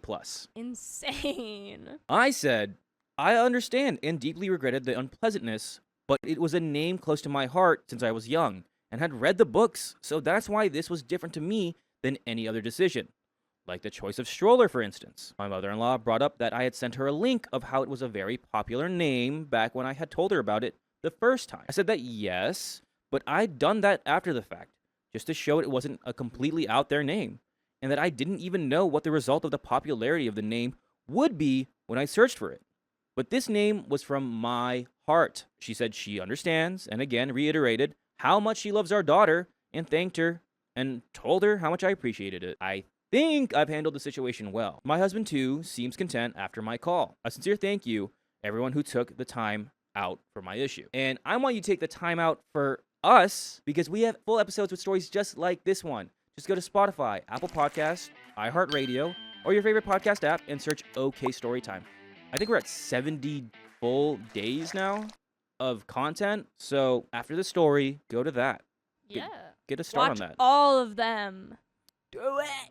So there's a little bit left here, honey. How do we feel? What do we think? I'm reading what Kat said here. If it doesn't matter, then why did she claim it? Yeah, I feel like she got caught, but she's like, the love for your daughter. It was the love of your daughter. Like, Right. I love your daughter so much, and I'm like, you're going back to that excuse Right. But why did you claim it? I love your I daughter. just love your daughter so much. Then drop it. Then like, why are you telling people you said that's your name? Like you gave her that name. OP, I love your daughter. And the like, well, I you love sent my me grandchild. a link once talking about how popular the name was. Yeah, because I had picked the name out Yeah. and was telling you about it. Yeah. They weren't still deciding then. Yeah. It would tick me off, but at this point I'm like, all right, what's done is done. Right. Everyone's happy. Like the one comment said, it's not the hill to die on for that, but it's annoying. It's very annoying. And like, if she continues to be like, and if she like, say when the daughter gets older, he's like, I named you that. Yeah, you I shut would that stare down right away. I would shut that down. Yeah. But again, if that's where it is and this lays down and there's no more, it's not brought up anymore, Yeah. I'm cool with it. That but if also too, yeah. You go right back to that kid. You'd be like, no, I named you after this book I love. Read it with me. Yeah. And Exactly. that's when the kid gets to start. Yeah. The also family getting into decides the together fandom. in spirit. Yeah. You guys weren't there. Yeah. Hubby and I sure. decided If that. what she wants to say is that she decided the name in spirit, whatever. You were there, sure. Yeah. But you had no contribution otherwise.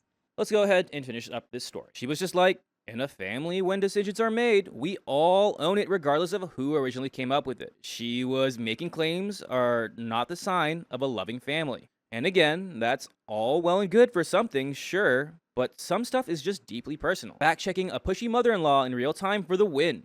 She is a right lively one, isn't she? By the way, OP, did anyone in mother-in-law's family help name your significant other or your sister-in-law? OP replies, I never asked that. I can ask my husband, and there is an edit. My husband can't remember, but he says his grandmother, my mother-in-law's mom, makes an appearance in the story about his name. He has no clue about the story or of his sister or brother's name. Another comment says, but didn't you have to convince her of the name? To then go on and say she recommended it isn't just making a decision as a family, even in spirit. That's just a straight up fabrication. She can go around telling people she approved the name if she wants, but even that would rankle me because decisions like a child's name are not family decisions in spirit to begin with. They're the parents' decision. I'm glad you're okay with how things panned out, and I hope this is a one-off. But I'd be on the watch for my in-law in case of further revisionism streaks, and in case she decides other decisions that should be mine and my partner's suddenly become a family decision, in spirit or otherwise. Do not let her wiggle her way into having veto power over your decisions as a couple or as parents. OP responds, yep, I made it clear to my husband that when it comes to our daughter, only him and I can make decisions. Your mother-in-law is an a-hole for trying to take credit, then gaslighting you into an apology, and making you think naming a child is a group effort in spirit when there was, in reality, no group. Your husband is an a-hole for saying you were in the wrong for putting his mother in her place for lying, then not telling his mother to touch grass when she witched about it. You are an a-hole to yourself for accepting this and apologizing. You are an a-hole to your daughter if you allow her to be raised thinking this crap is healthy or acceptable. All right, commentator. Well, I don't think she's doing that last one. Let's. But All right, a little aggressive. Hey. True, but a little aggressive. I think it's just like one of those things where like, all right, let's clear that up. Yeah. It's one of like, all right, whatever. If you keep doing it, then I'm gonna really press on it and get really upset. And there's a top comment. She was in shock at the way I had gone about it. That's not what she expected of me. She's chastising you because you didn't just swallow your food and let her lie and boast and exaggerate her own importance as she fully expected you to. So yeah, total. My mother-in-law tried to hijack my baby shower, but I won't let it happen. My baby shower. So although I, 33 female, have a great relationship with my husband's family, I have always kept 10 steps away because my husband always clashes with his mom. I also hate drama and am a pick your battles kind of person. In my culture, you must remain kind and obey elders. I don't come from a controlling family, so obeying my parents has been easy growing up. By the way, this comes from Delicious Menu 7744, and if you want to submit your own stories, go to the r/OKStorytime subreddit. I'm Sophia. I'm Carly. And I'm Keon. And we're here to give good advice goofily, but we don't have all the answers. We only know what we'd do, so let us know what you would do in the comments. And OP says, mother-in-law, 62 female, tries to babysit her 2 sons and treats her husband like crap in public, which always annoys me, but again, not my problem, so I'm not involved. My husband hates her babysitting and controlling behavior and tries to keep her out of our lives.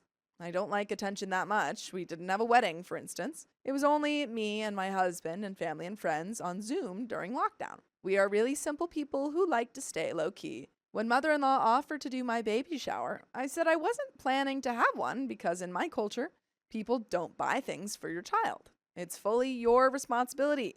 But if this is part of what Americans do, I'll do it. I told her I'll let her know if I need her help. She kept nagging if I thought about it.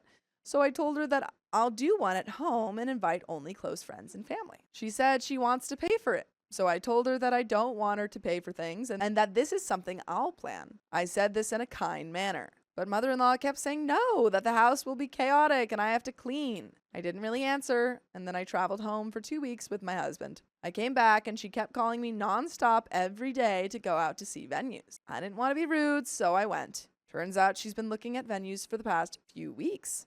She's narrowed it down to 2 to 3 ones she liked and wanted me to pick. I hated all of them. They were all too dark and in random places. She said her budget is $900 or less, so we need to stay under it. At this point, I was like, why am I being pushed into this?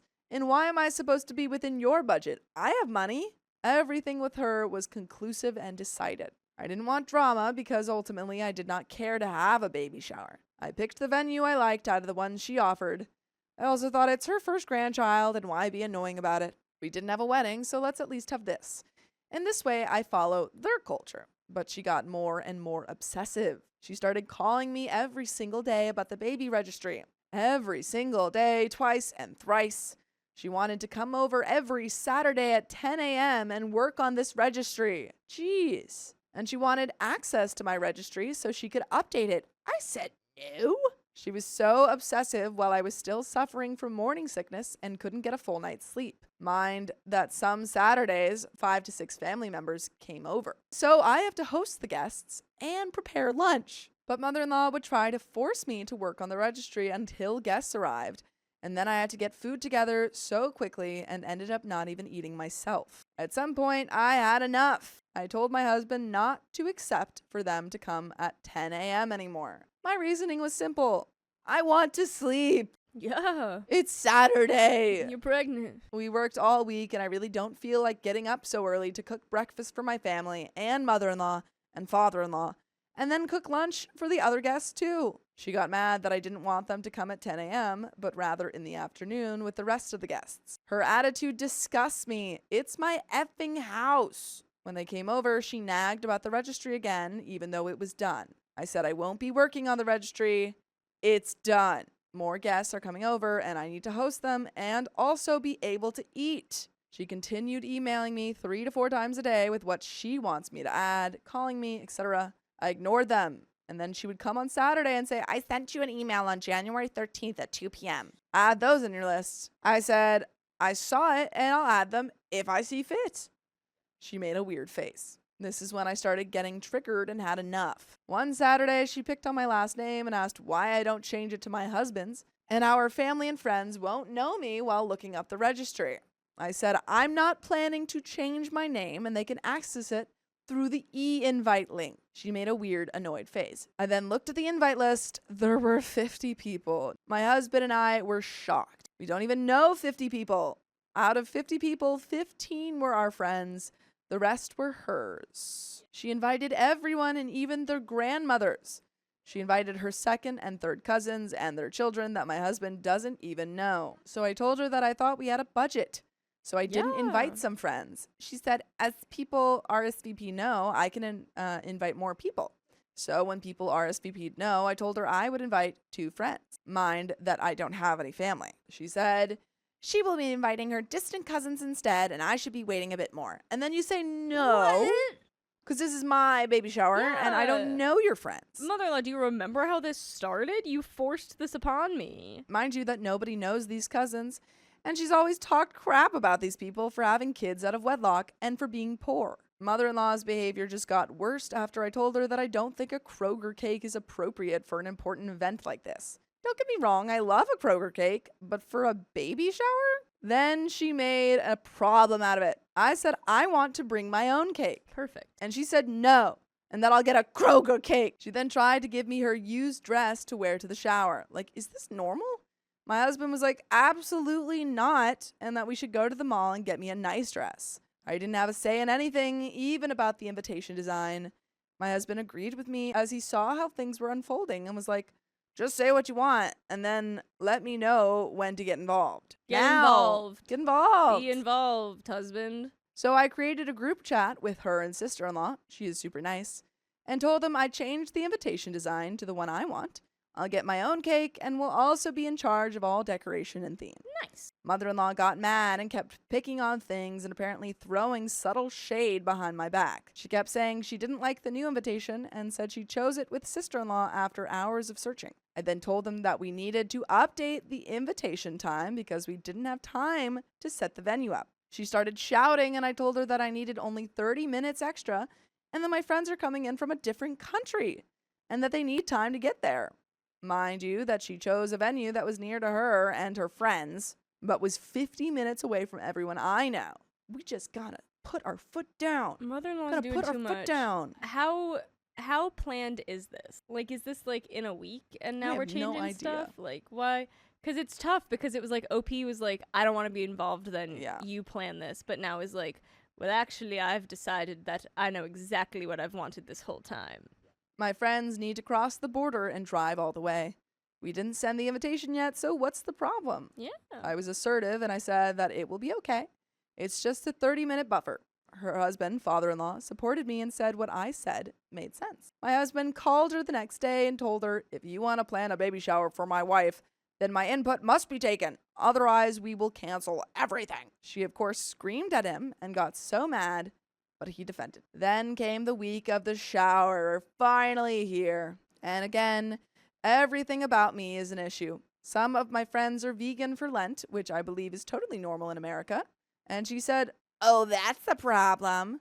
We have to check if that's okay with the restaurant. I'm like, what the F? I already mentioned this before and added salad to the menu, and they could remove non-vegan stuff. My husband was there, and he said he didn't understand what her problem is. People are vegan all the time. Just remove the meat. She then shut up. Then one friend changed her RSVP to no because she had an emergency surgery. Mother-in-law got upset because she gave the count to the restaurant already that same day. She then picked on the centerpieces I bought because they were too big, but she is the only one that thinks so. Then the venue wants to charge her X amount for extra tablecloths because now more of her people are coming, but she doesn't want to pay for extra tablecloths, so she bought $1 hot pink tablecloths from the dollar store. So all tables will be white fabric tablecloths and 3 will be hot pink. Sick. I said I'll pay the venue and to please keep things uniform. But no, she said she already bought hot pink ones and it's done. $3. You can return them. $3. You probably use them again at some point. Just Yeah, hold on to 'em. you've paid $9 total. No, I think the tablecloths were each $1. She Oh, you're literally right. paid You're right. Yeah, $3. you paid $3 and also you could return them. Yeah. I already told her I will do the arrangement for venue decor, but she went behind my back and arranged with them what she wanted. She picked on seating, and she had the audacity to tell me that she wanted her family and friends to be seated at the main table and my friends to be seated at the side tables, and I just lost it. This is a nightmare. This is a nightmare. I said, I don't think so, and I need to think about it. My friends are coming from a different country. Then here's the that I do not understand. She won't tell me what takeaway gifts guests will take home, and completely rejects any extra gifts in addition to it. She says, I'm not supposed to know. And there has to be a surprise for me. I don't like that. How come I don't know what my friends are going to be taking home? She won't tell me, and she won't let me, nor the sister-in-law, add an extra gift to balance things. After she bought those $1 tablecloths, I would not trust her to make those gift baskets. I'm not trusting her for anything. She seems like she's So doing everything pushy. really cheaply. Yeah, but then, like, I don't even know. She's It's just doing really all of this. She's weird. getting the cheapest option for everything. When the sister-in-law found out that I don't know the gift, she told me what it is behind mother-in-law's back because she thinks it's rude that I don't know. Yay, sister-in-law, A+. When I found out what the gift is, although I personally think it's a cute gift, I don't think people from my church would appreciate receiving a gift like that. What is it? What is it? You need And to there tell has us. to be something next to it. What do you mean? What is it? What gift could it be that these churchgoers will reject? I am planning to suck it up because we don't have time anyway, and get some flowers to take away. She also wanted me to make a list of everyone that came, but sent gifts to the house and thanked them individually, listing the items they bought, which I said absolutely not. What if someone bought 5 gifts and another only afforded 1 small gift? Wouldn't they feel bad? I want to thank people individually and intimately. I will also be sending them personalized cards, and I have been thanking people as they send home stuff already. After this conversation, brother-in-law messaged in our group chat and said mother-in-law was so angry and drinking too much. But you know what I'm not sorry about? You guys listening to full episodes of stories just like this. Just go to Spotify, Apple Podcasts, or iHeartRadio and search up OK Storytime. But there is a little bit left to this story. Yeah.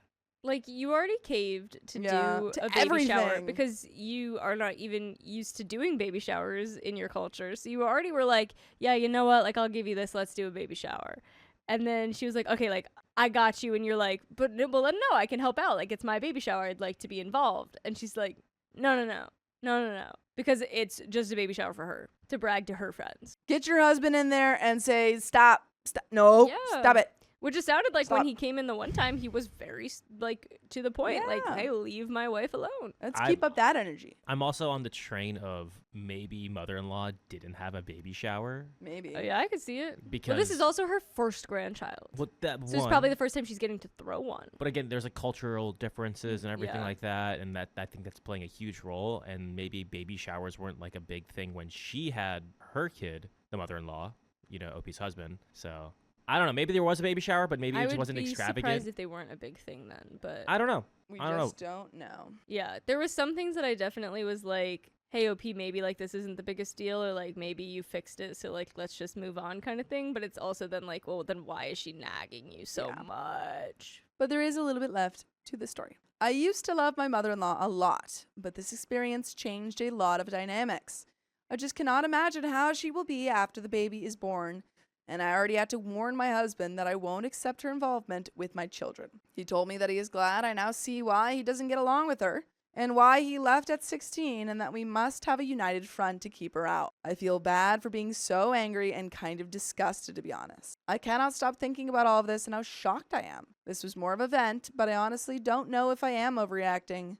But at the same time, it kind of explains why nobody from her husband's family really speaks to her or includes her in things. Everyone seems to have an issue with her, and now I'm finally realizing it. Did I make a mistake by imposing what I want? Is this really the American tradition that you try to keep the parent to be so out of the loop? I was so naive and just didn't care enough, I feel. My fiance's mother is making my wedding planning a nightmare. Oh, nightmare! My mother-in-law, Sleazecake, is a C-word basket. She and future father-in-law have always disliked me. They are so clingy over their 3 adult boys that they feel like any significant other is a massive threat to their entire family. They tell dear fiancé that I'm controlling and poisoning him, making him a negative person. By the way, this comes from user Antelopes Anonymous, and if you want to submit your own stories, go to the r/OK Storytime subreddit. And we're here to give you good advice, goofily, but we don't have all the answers. We only know what we would do in this situation, so if you would do something different, let us know in the comments. My fiancé has been dealing with depression and anxiety. I've known for the whole 5 years we've been together, but he's only recently decided to start seeing a therapist. Probably because until recently he was doing an expert job at shoving his emotions away as if they didn't exist, which has always bothered me. He's also realizing he's codependent and struggles with feeling like he has to please everyone rather than focus on himself, ultimately doing this at the expense of his own happiness and sanity. Of course, his mother and father are in denial that their flawless child could be depressed. They think his emotional issues are all a direct result of me. Ever since he started getting treatment, he's been annoyingly fragile or vulnerable and is almost trying to use his depression as a card. Sorry, I can't do the dishes. I'm too depressed. Sorry, I didn't mean to be a huge wiener. I think it's just because of my depression, etc. I, on the other hand, have been dealing with borderline personality disorder /bipolar /depression /anxiety since I was like 13 and have been seeking a therapist for a decade. Pausing really quickly. It sounds like you've been addressing your mental health for a decade versus your partner who's only been addressing it very recently. Yeah. So there is like a maybe there. cutting him a little slack. I feel like when you begin your mental health journey of like, I think the fact that he's like actively trying to work on it. And he's literally just saying like, sorry, I think that was my depression, not being like, yeah, no, you're going to have to deal with that because I have depression. I think that's if he not were what he's to saying. say, if he were to say like, I'm just depressed, that's why. and make no efforts to change that, Yeah. that's different. But if he is actively trying, Right, which he is. He's going to therapy. yeah. Until recently, I felt like I'd been making major progress in my own personal treatment for the first time in my entire life. Despite all of this, we've made appointments with a couples therapist we haven't gotten in yet, and our individual therapists don't think that our relationship is unsalvageable or beyond repair. So this weekend, his mother and father came to visit because they always insist on visiting several times a year. They live in another state. At first, my spineless fiance said it was because he didn't know how to turn them down without causing a ton of drama. But now he's claiming that he actually wants to see them more often, and it's making me worry that he's not ready to cut that umbilical cord and isn't actually as emotionally independent as I thought he was. Girl, I mean... Wait, can you repeat that? You're acting... Can you repeat that sentence? wild. She's trying to say that maintaining any level of connection with That's your parents, crazy. it sounds No, like, that's what I is thought not that cutting said. the umbilical cord. That's really unfair. But yeah, what do you mean? Yeah, of course. It's completely, that's not right. Unless he's being enmeshed and not listening to your concerns and stuff like that, and just siding with his parents and stuff all the time, then this is just kind of, I mean, like, it's pretty normal for people to want to have a relationship with their family. It really sounds like I don't know. one person in this story wants the relationship to be Completely. wrong. Yeah.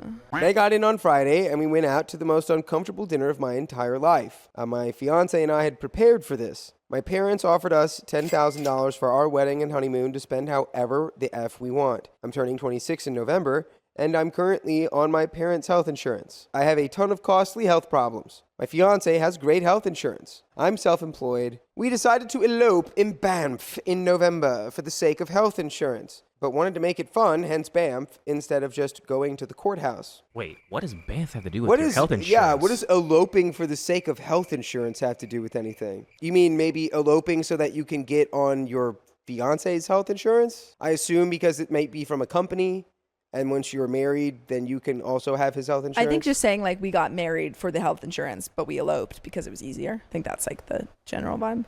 Hey, don't get married for health insurance. Well, a lot of people do Didn't that. you just say the other day, get married for taxes? I don't know. I No, don't fully agree it's with a that. benefit. It's I something think a lot to... of people would do that. Yeah. I mean, obviously, ideally, you want to have, like, actual love and... Also, I'm goofy. When I say get married for taxes, He's a little I'm not goof. being serious. Get married for tax evasion? Cool. Commit tax fraud. Anywho. We'd each bring a friend as a witness. Then, several months later, we'd have a ceremony where we'd invite the family and friends and repeat our vows. As far as everyone else would be concerned, this would be the real wedding. We wanted the elopement to be a secret. I like secret wedding. We decided to tell our parents about the plan out of respect. My parents were cool with it. His flipped their lids, obviously. Sleazecake was so... which is what OP is calling her future mother-in-law. Cool. Sleazecake was so offended that we were getting eloped that she told everyone she knew and intentionally omitted the part about the follow-up ceremony, even though she knew it was supposed to be a secret. My fiance has a massive extended family, and of course he wanted them all to be at the reception. After doing a bunch of budgeting, we decided we just couldn't do this all on a $10,000 budget. The new plan would be to elope in Banff in November,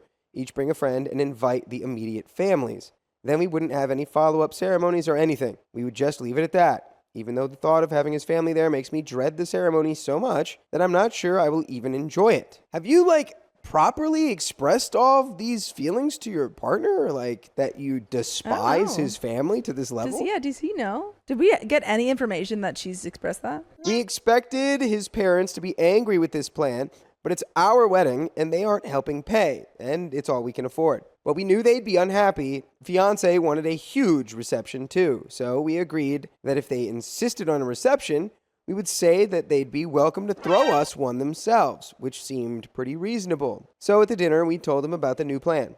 And as expected, they flipped the F out. Sleazecake said some revolting, gag-worthy crap like, "See, I knew my baby would never betray me. I knew he needed me to stand at the altar with him." Is that typically how that goes down? What? Do the parents stand at the altar? Not usually, no. Unless they're part of, the groomsmen or the bridesmaids. Think again. Your butt is staying in the seats. I'd never forgive you if your best woman got to see my baby boy get married and I didn't. But it was future father-in-law who was extra disturbing. He straight up told us that we did not have permission to have this wedding, as if we're children and as if he is paying, unless we had a follow-up ceremony for their a cajillion million cousins and friends, and friends of aunts of middle school mailmen to attend afterward. We had both agreed that my fiancé would say that they were welcome to throw such a reception for us because those two already hate me, and if I said something like that, they're more likely to hear it as an uncooperative retort. But my spineless fiancé rolled over and immediately said, yeah, you're totally right. We will redo the budget again to allow for that. What? That's frustrating for him to just be like, well, we're going to use money we don't have to accommodate all of these people that we don't really care about having at the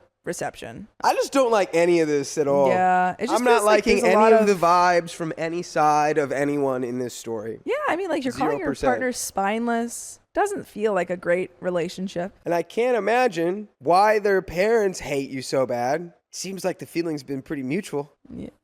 Guys, this is a great example of someone who needed to use the silly baby approach. Yeah. Okay, when you really, you can't just outwardly despise unless you've been given the green light to do so. Yeah. You can't just outwardly despise your partner's family and parents. So sometimes you gotta go, hey, look at this silly baby trying to tell me that I need their permission to get married in a certain way, huh? What a silly little baby. Yeah.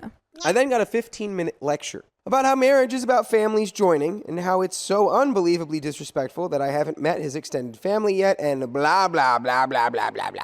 In much more words, he basically said that this marriage is about their family, not about the two of us. I wanted to throw my drink in his stupid, ugly face. I also was kind of confused as to why he even wanted to introduce me to their family so badly if he hated me so much. It was all very bizarre and convoluted. That's when Sleazecake chimed in to ask the name of the hotel the wedding would be at. I told her and she looked it up on her phone and said, "Oh my God, this is so pretty, husband. We have to stay there." My fiance finally spoke up and said, "I don't know, Mom. It's $500 a night. We found several other really nice close hotels for our guests to stay at." But she insisted, saying it was too nice not to stay there. And father-in-law backed her up, saying, "We're not about to fly all the way to Banff and not have a family vacation. We want to stay with you guys and enjoy Canada together as a new family." Well, see, now what you're describing is intruding on a honeymoon now, kind of. We're getting married, and then we're going to spend that time together. Yeah, not and your husband with you. needs to be like, I think your husband needs to say, no. I'm not saying I don't want you to come because it's too expensive. I'm saying don't come because we're having a honeymoon there, and that's our time. It's not a family vacation. I don't know. There's just like, I don't know. Starting to see why you were so upset at everyone involved here, OP. Yeah. But it sounds like nobody has really good communication skills to None. properly navigate this. Yeah. And if you're expressing this to your partner and your partner's not standing up for you, then this is not a marriage that is going to last the way that it is. At this point, I was effing triggered. Actively trying to hold back tears, I said, "Well, we're staying at the hotel for the rest of the week as our honeymoon." Sleazecake says, "That's wonderful. I imagine you're snowboarding? Well, we'll bring our skis and join you." No. Nope. What the F? Do they really not know boundaries? My fiance tried to explain that there are 3 different resorts nearby so they could go ski at one of the other ones while we were snowboarding. And his mom was like, "But how often are we going to get the chance to ski in Banff with you guys?" If it's that important, we can make a plan, right? Yeah. Maybe we make a little bit of a plan. This is ridiculous. Your husband just like letting them walk all over you guys. Now I understand why you call them spineless. But I also think that if you're calling your partner spineless, then it's not a great relationship. Future father-in-law then asked what else we were planning on doing while we were there. I stepped on my fiance's foot so he know to shut up, because obviously his question wasn't innocent in nature. My fiance effing screamed, "Ouch! What the F, girl?"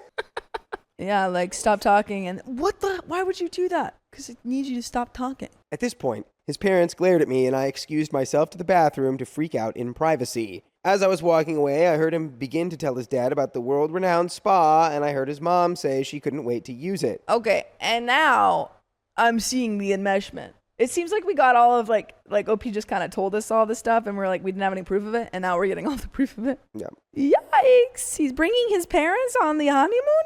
Apparently, when I was in the bathroom, his parents pressed really hard to get fiancé to give them my parents' phone numbers so they could discuss finances and wedding plans and get everything all arranged for us. No! What the F? We're not children. This is not their event. Thankfully, my fiancé refused, but it made his parents livid. I told my parents about it afterwards, and they said it was no big deal and to give them their info and that they'd handle it. I made my parents promise not to let his parents make any decisions for us or anything, and they agreed, but I'm still very nervous and uncomfortable about all of it. My parents assured me it wasn't a weird request, which also felt really weird. What is this, 1854? We can plan our own wedding. Thank you very much. When we got home from dinner, I called my parents, sobbing. I told them about the honeymoon thing, and they agreed that was completely out of line. But then fiancé came in to say they absolutely did not invite themselves along for the honeymoon. You're exaggerating. You heard what you wanted to hear. Excuse me? So where did you invite yourselves? That launched into a huge, gigantic argument. He started crying and laughing hysterically, which was actually really creepy, and he said he felt like he was caught between feeling like he wants a hug from his parents and a hug from me, also very creepy. And I told him that wasn't okay, and I need to be first. I told him I can't compete with his parents for his affection, and that I don't know if we're ready for marriage if he is this emotionally dependent on them. He just kept saying that he hates that he has to choose sides, and I said, yeah, it sucks, but you're wasting energy wishing it was different. It's not. At the end of the day, you're going to have to choose, and I don't want to marry someone who can't put our relationship first. He says he loves me, and that he's on my side, and that he chooses me, and that I'm first, but I just don't effing feel it. He doesn't act that way, and I've told him that. I tried to explain that it's okay for his parents not to be perfect people, and that doesn't mean he's not allowed to love them, but he only got offended. I said I think he needs to limit some of the interactions with them, and he lashed out. He kept crying, and I said, dude, it should be evidence to you right here that you are too terrified to cry like this in front of your parents, but not in front of me. There's so much of yourself that you have to hide from your parents. You can't actually be your true self in front of them. And that seemed to finally get through to him. He said he wanted to change, but I don't know if I believe that he wants it badly enough that he'll actually follow through. I feel like OP's kind of getting the ick. Yeah, I think so. She's like, this guy. It's a little icky. Yeah, we need to unmarry him. The fact that OP... have you married yet? I don't think you've married him yet. No. I think you need to not marry him. OP hit him with the dude. This is like a little snapshot into what the rest of your life is going to be. If you're calling your future partner a spineless little man and you hate his family and you think that he never listens to you, don't marry that guy. Yeah, I feel like this should have been brought up way before we are even calling each other, fiancés. Absolutely. Because we always reach this conclusion, and then the moment he sees mommy again, he goes back to square one. The rest of the weekend was filled with way too many of Sleazecake's antics towards my fiancé. Every time I tried to very gently bring it up with him in private, saying that those made me feel uncomfortable and that I think he should try to cut the hugs short, he would get quite defensive and say that I only thought they were abnormal because my parents never hugged me when I grew up, which is true, but I still think he's wrong. Wait. I do think it's crazy to criticize hugs. Wait, what did she say was wrong with the hugs? I think, okay, so this is what I'm gathering, okay? I think that there is a level of wrongness on both sides of this story. I think that clearly, given the previous sentence, OP is not used to and kind of perturbed from a family dynamic that involves like affection, parents really liking their child, physical, affection. It's not something that they're used to. Yeah. And OP is clearly in a situation where his parents are so on top of his business that whenever they're around, he loses all independence and reverts back to this state where it's like, well, I'm a child and I have to just submit to the will of my parents. I think that's true. Because I cannot say no to them without it becoming an argument or a fight that I have to defend myself from. I think there's also that element of like, yeah, well, if I do get married to you and you clearly hate my parents, like that is going to limit the amount of time I spend with them. Yeah, which I don't think he's willing care to about do. them, and they are getting older, and we only have so much time with the people in our lives. And he's probably going through a whole cocktail of thoughts like that. Yeah. But it's really only being boiled down to you're a spineless wimp by OP, his fiance. And I just think there's a level of just like, I think you guys just aren't a match. I think at the end of the day, he's got his own issues to deal with. You got your own issues to deal with. Neither of you are willing to compromise. Consider this. Considering. What if they are, and I'm not saying that this is good or bad. I'm just saying what if. Like, would it still be equally weird if they're at this hotel and they're experiencing this stuff, but the only time they ever cross paths is like snowboarding or skiing? Because it's Banff. That's like where you go. That's the destination for skiing. Well, it seems like they want to ski with them. That was like what they said. But I mean like the spa, the hotel, the pool. It's like if the only place where their paths are crossing is outside, like skiing at the resort. Is that still that big of a deal? I think so. I think so. I think so because OP wanted it's a honeymoon. You're supposed to spend this with your I partner. think if I was on a honeymoon, I really would not want and I love my parents. I have a great relationship with my parents. Don't think I would want them on my honeymoon. No, that honeymoon is going to be They're not for really you and your on partner. the honeymoon. Yeah, they That's are. the point that I'm Yes, saying. they they are. are. They're in They're the making it same pretty- place. And they've also said we want to ski together. They want to do the spa. They want to do They're all probably this gonna wanna stuff. get dinner I don't together. know. I guess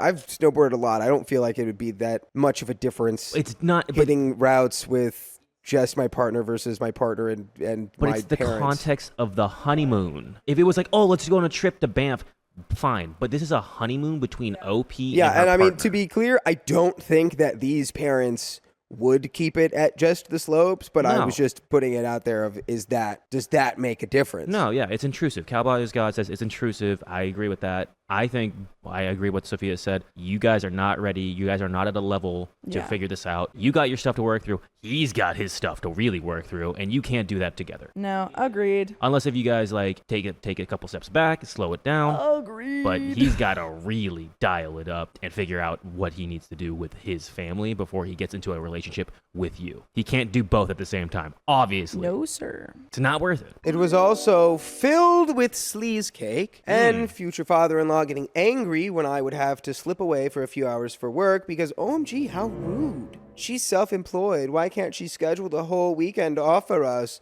She's doing this on purpose. The parents spending literally 15 hours of each day with us. My fiance getting ultra defensive anytime I had anything less than gushingly complimentary things to say about him or his family, and his parents trying to push us to go to California with them in 2 weeks, even though we've told them 15 times that we can't. But I'll tell you something you can do, which is listen to full episodes with stories just like this on your favorite podcast platform, iHeartRadio, Spotify, Apple Podcasts. Just search OK Storytime, and you have access to the entire archive. And we do have a little bit more story left. Yeah, I think that you definitely might want to put things on hold for now until you can work through both your relationship and he can work through his own relationship with his parents. Agreed. I thought fiance and I were making progress. I thought he was making progress on his own with his parents too. I thought he was getting better at standing up to them, but all of a sudden he's regressed. Now he's saying that one visit a year with family isn't going to cut it for him. He did apologize for trying to force a relationship with his family on his terms on me, but I don't know if it was sincere or if it means he'll stop. And right now, I don't know if the proposal even came from a genuine place. I don't know if he proposed because he honestly loves me and chose me,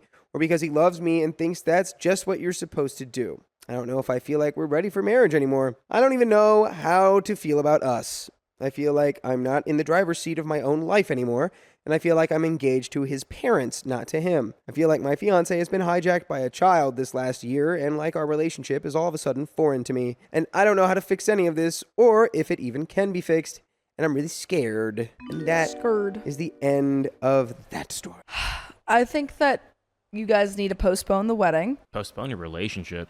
Yeah, I think honestly, like I don't always understand the point of breaks in a relationship, but on this point, I think that would be good. Doesn't mean like necessarily have to break up forever, but I think taking a break, figuring your stuff out, figuring out if you still want to be in this relationship would help. I think the real problem here is that you're snowboarders and his parents are skiers. And at the end of the day, that's the real problem. I think you guys are I think if his Romeo parents were snowboarders, they'd be chiller. The Montagues and the Capulets of the ski what? slopes. The Montagues. I heard and the, monkeys. You said monarchies. I heard Not monkeys. what I said at all. I said the Montagues and the Capulets. We both heard something else. Don't know how you heard that. There's a recording of it. Whoa. The Montagues. The Let us know Capulets. what she said the first time, chat. My mother-in-law's drama is ruining my wedding, so I told her off. Get out! I'm getting married in October 2025. My fiance Mark, 33 male, and I, 28 female, are planning and paying for everything ourselves with a modest 80-person wedding. He is the only child on his side, but his mother has 6 brothers and sisters and is the eldest of the 7. His mother, Susan, 63 female, and I usually have a great relationship. We never had any major arguments, and even with the occasional disagreement, we were always able to talk it out like adults. We even went shopping together to find her dress for the wedding. By the way, this comes from Immediate Pepper 516 on the Charlotte Dobre YouTube subreddit, and if you want to submit your own stories, go to the r/OK Storytime subreddit. So, my mother-in-law is Latina and can be dramatic. She has some drama with her siblings from way before I met Mark that has never really been a concern before. The three big things I know of are A, her brother Henry and sister Carol don't speak because her sister exchanged some words with her brother's wife 15 years ago. She has since tried to apologize, but hasn't really been forgiven. B, one of her sisters, Marcy, cheated on her husband and Susan called her out for it, so Marcy and her kids no longer speak to her. And C, her youngest brother Jose abandoned their mother right before she passed. That's Wow. messy. That's Awfully messy. a whole lot of drama there. Yeah. Yikes. Jose was supposed to watch her but left his mother alone to be with his wife. I don't know why. And she suffered a stroke alone. Oh, she passed away from this and the entire family has cut him off. Wow. Okay, so we've cut off. To recap. Yeah. How many people have we cut off? There's 7 siblings total. Susan is the mother-in-law. Yeah. She's the oldest of her 7 siblings, so we've got 6 other people. Okay, so Henry and Carol don't speak to each other. Marcy doesn't speak to Susan, and Jose is cut off from everyone. So, okay, that's where we're at. Got This it. family stuff. Anyways, this all happened years ago before I even knew Mark. Mark has a relationship with all his cousins, including his cousins from Jose. When we started to compile the guest list for a wedding, Susan and Mark had some disagreements over who to invite. She did not want him to invite Marcy or Jose, nor their kids. We ended up inviting everyone except for Jose's family. His kids actually reached out to us and gave us that option because they knew how Susan would be and took a step back themselves. She was okay with us inviting Marcy because Mark is actually very close with his cousin, and Marcy's son is Mark's groomsman. We got a whole lot of names. Oh, boy. This is like a fantasy novel. Yeah. All these jeez. characters. Okay. I think I was very accommodating through the entire process. Of 80 guests, 30 are his family, and I only have 30 guests in total, including my family. I felt bad that he could only invite 10 friends if we split guests 50-50, so I ended up giving him more spots and cutting my list. Work friends, spouses, etc. We finalized the tables last week and had tables of 10. We sat people with direct family members first. For example, Henry and his wife are sitting with their son and their grandkids. Mother-in-law is now demanding that we move everyone around because she doesn't want to sit anywhere near Marcy. They are not at the same table. Marcy is 2 tables away. Yet Susan is demanding that we move Marcy and her kids over to the last table and seat all the adults, aka her siblings, together. Huh? So all of her siblings except Marcy. Yeah, no. It's so complicated. Yeah. I said no to this. This would be very disrespectful of Marcy, and she would be away from the rest of the family. Then I mentioned, how is she okay putting Carol and Henry at the same table? And then she started to move everything around and placed Carol and her husband with my fiance's friends because she needed to prioritize Henry, who is her twin. I started to get way too overwhelmed and raised my voice. I told her that they are grown-ups and can sit through a 1-hour dinner service like adults without sitting next to who you want to. I wasn't about to mix family members up with friends and create awkward environments unnecessarily. Then she went to say, family comes first. Your friends are not as important. You're not as important because we don't like you. Yeah. What? This Right? isn't Yeah, no. OP, keep doing what you're doing. Say, sorry, it's my wedding. right. Like maybe they're not as important to you because they're not your friends. They're still important to us. It's also not your wedding. Yeah, come on. I then told her, I don't care what BS drama you have from 15 years ago. You can suck it up and eat for 1 hour, then party and socialize with whoever you want to afterwards. You're not confined to your seat. You need to grow up and let it go because it's your son's wedding, not yours. I feel like an a-hole because Susan never had a wedding of her own and she was really excited for this, which I understand. I also feel like I was in the right telling her off. Mark is fully backing me up on this, but am I the a-hole? And there are some comments, but what do you think? No. No. Your husband's backing you up. That's great. Perfect. Yeah. And, sucks that she never had the wedding she wanted, but she's certainly not going to have the wedding she wants at your wedding. Yeah.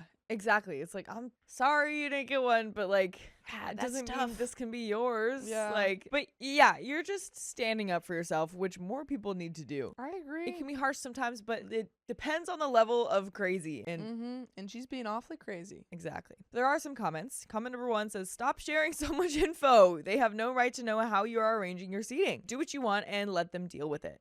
Comment number 2 says, it's unlikely that her drama with her family isn't an indication of her tendency for creating drama in all of her relationships. You need to establish clear boundaries with her and especially with your fiance ASAP.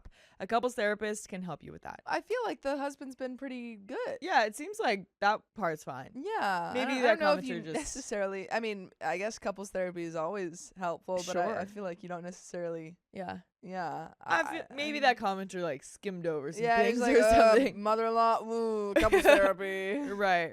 OP says, I wasn't quick to judge on her family drama because a lot of it was not directly involving her. The only drama she has within her family is with Marcy. I'm noticing that she does pick favorites among her siblings, though. They are very close-knit, so gossip can't be helped in their generation, I guess. Oh, and there is an update. Okay. Who I just think you keep putting down your boundaries, saying, Yeah. mother-in-law, no. Yeah. You don't get your way. Exactly. And then, yeah, we're good. And you have your wedding. Exactly.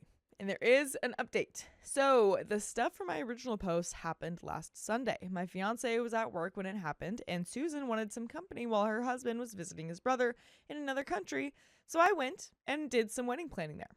We live on the next street over, so it's an easy 5-minute walk. While I was reviewing contracts, rental lists, etc., she asked who she was sitting with at the wedding, which is how all of this came about. I left shortly after the altercation in my original post and left it at, I will tell Mark to come over after work and you guys can work it out. When Mark came home, I told him everything. We have no secrets and he's seen my rock bottom, so I tell him everything, even when I'm in the wrong. He got so upset at the fact that his mom is trying to give opinions where it isn't welcomed. He went over and talked for a few hours with Susan without me. I didn't want her to feel like we were ganging up against her. She tried to defend herself, of course. The usual, oh, you don't understand our generation, or Oh. I want to catch up with my siblings. It's been too long. Then, I don't know, throw a party. Yeah, come on, man. Literally throw a party and catch up with your siblings. Yeah, there's a lot of time till October. Like, Yeah. you've got time to do that beforehand. You guys don't have to do that at the wedding. Right. But also, people stand up at weddings. Yeah. People walk around. You can absolutely go stand and sit near them later. Exactly. They meet every month. 2 max. It's been too long? How has it been too long? Oh my gosh, come on. But Mark didn't have it. Even though he explained why the seats were arranged that way, she thought that we were just being stubborn. Mark couldn't get the message across and ended up leaving with not much success. Yesterday, Monday, my father-in-law came home and came over in the evening to talk. I guess Susan told him everything, but from her perspective with no backstory, of course. Mark and I told him everything, explaining the logic and time it took for us to finalize this, and that we were not budging. He was much more understanding and actually agreed that the seating arrangement makes the most sense. He then asked to humor Susan and give her my table arrangements to play with the way she wanted to without adding any additional tables. I had laundry clips with names attached to the cardboard cutouts to arrange my seating when I had planned it, so we agreed to let her do this. So she's just gonna like play with the seating arrangement toy? Like, yeah, they're gonna be like, here, they're gonna give her some crayons. yeah, literally. It's like, there you go. There you go. We'll be You can back do in an whatever hour. you Yeah. want. Susan came over, and when we told her, if you can figure out a seating arrangement where our friends are not mixed with your family, and we don't need to pay for an extra table, go for it. She beamed and started to play around with my laundry clips like a 5-year-old with a Lego set. That's literally exactly what's going on. They're I like, love here it. you go.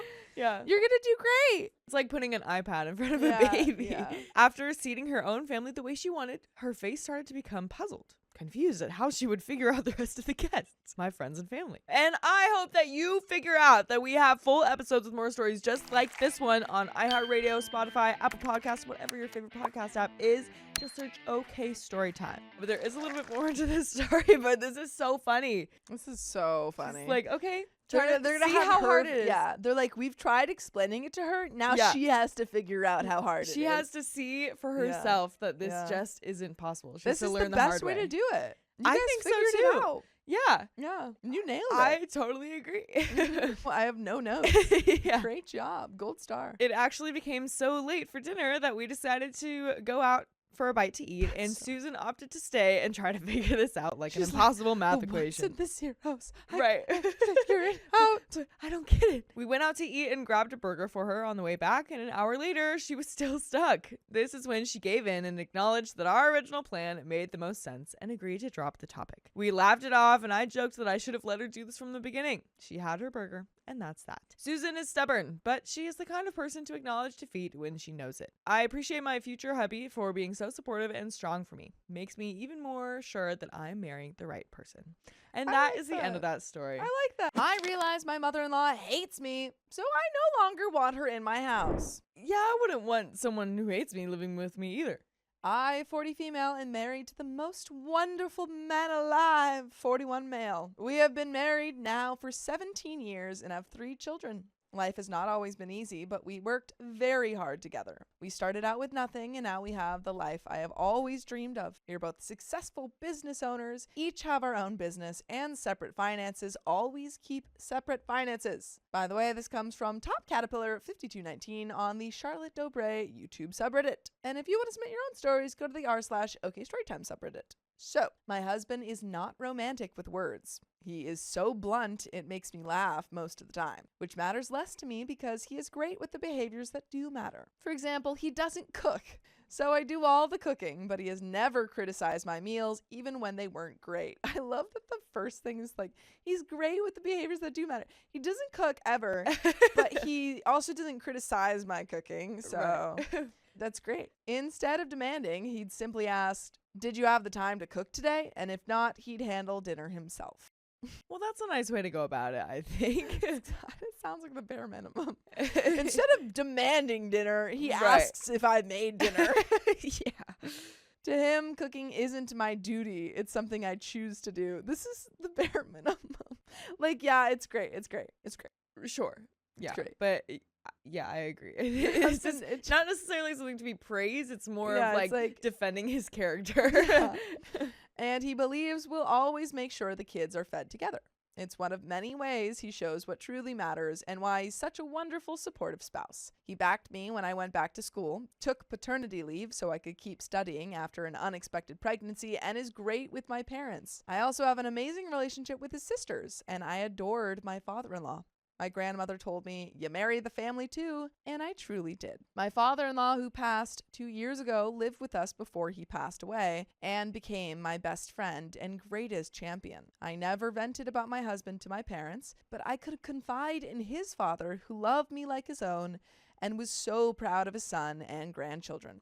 Losing him was a huge blow for all of us. My relationship with my mother-in-law started out rocky. She didn't want me to marry her son, so I went about putting all my energy into building a relationship. Like many retired Canadians, his mother is a snowbird. She spends half the year in Canada and the other half someplace warmer. I naively thought that if I never said no to her, I would cultivate a loving relationship with this woman.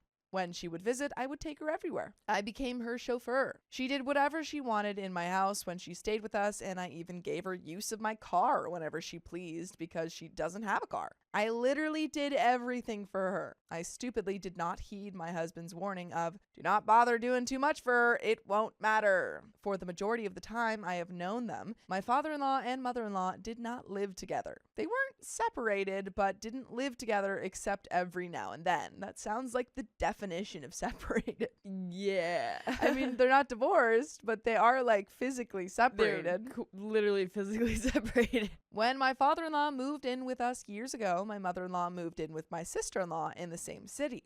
She would come stay with us every now and then, and typically when she argued with my sister-in-law, and would go back after she argued with either her husband or son. She didn't argue with me because I'm a people pleaser, proudly recovered now thanks to her. Also, I loved my father-in-law and loved my husband so much, I didn't want to make things more difficult for them, so I just sucked it up.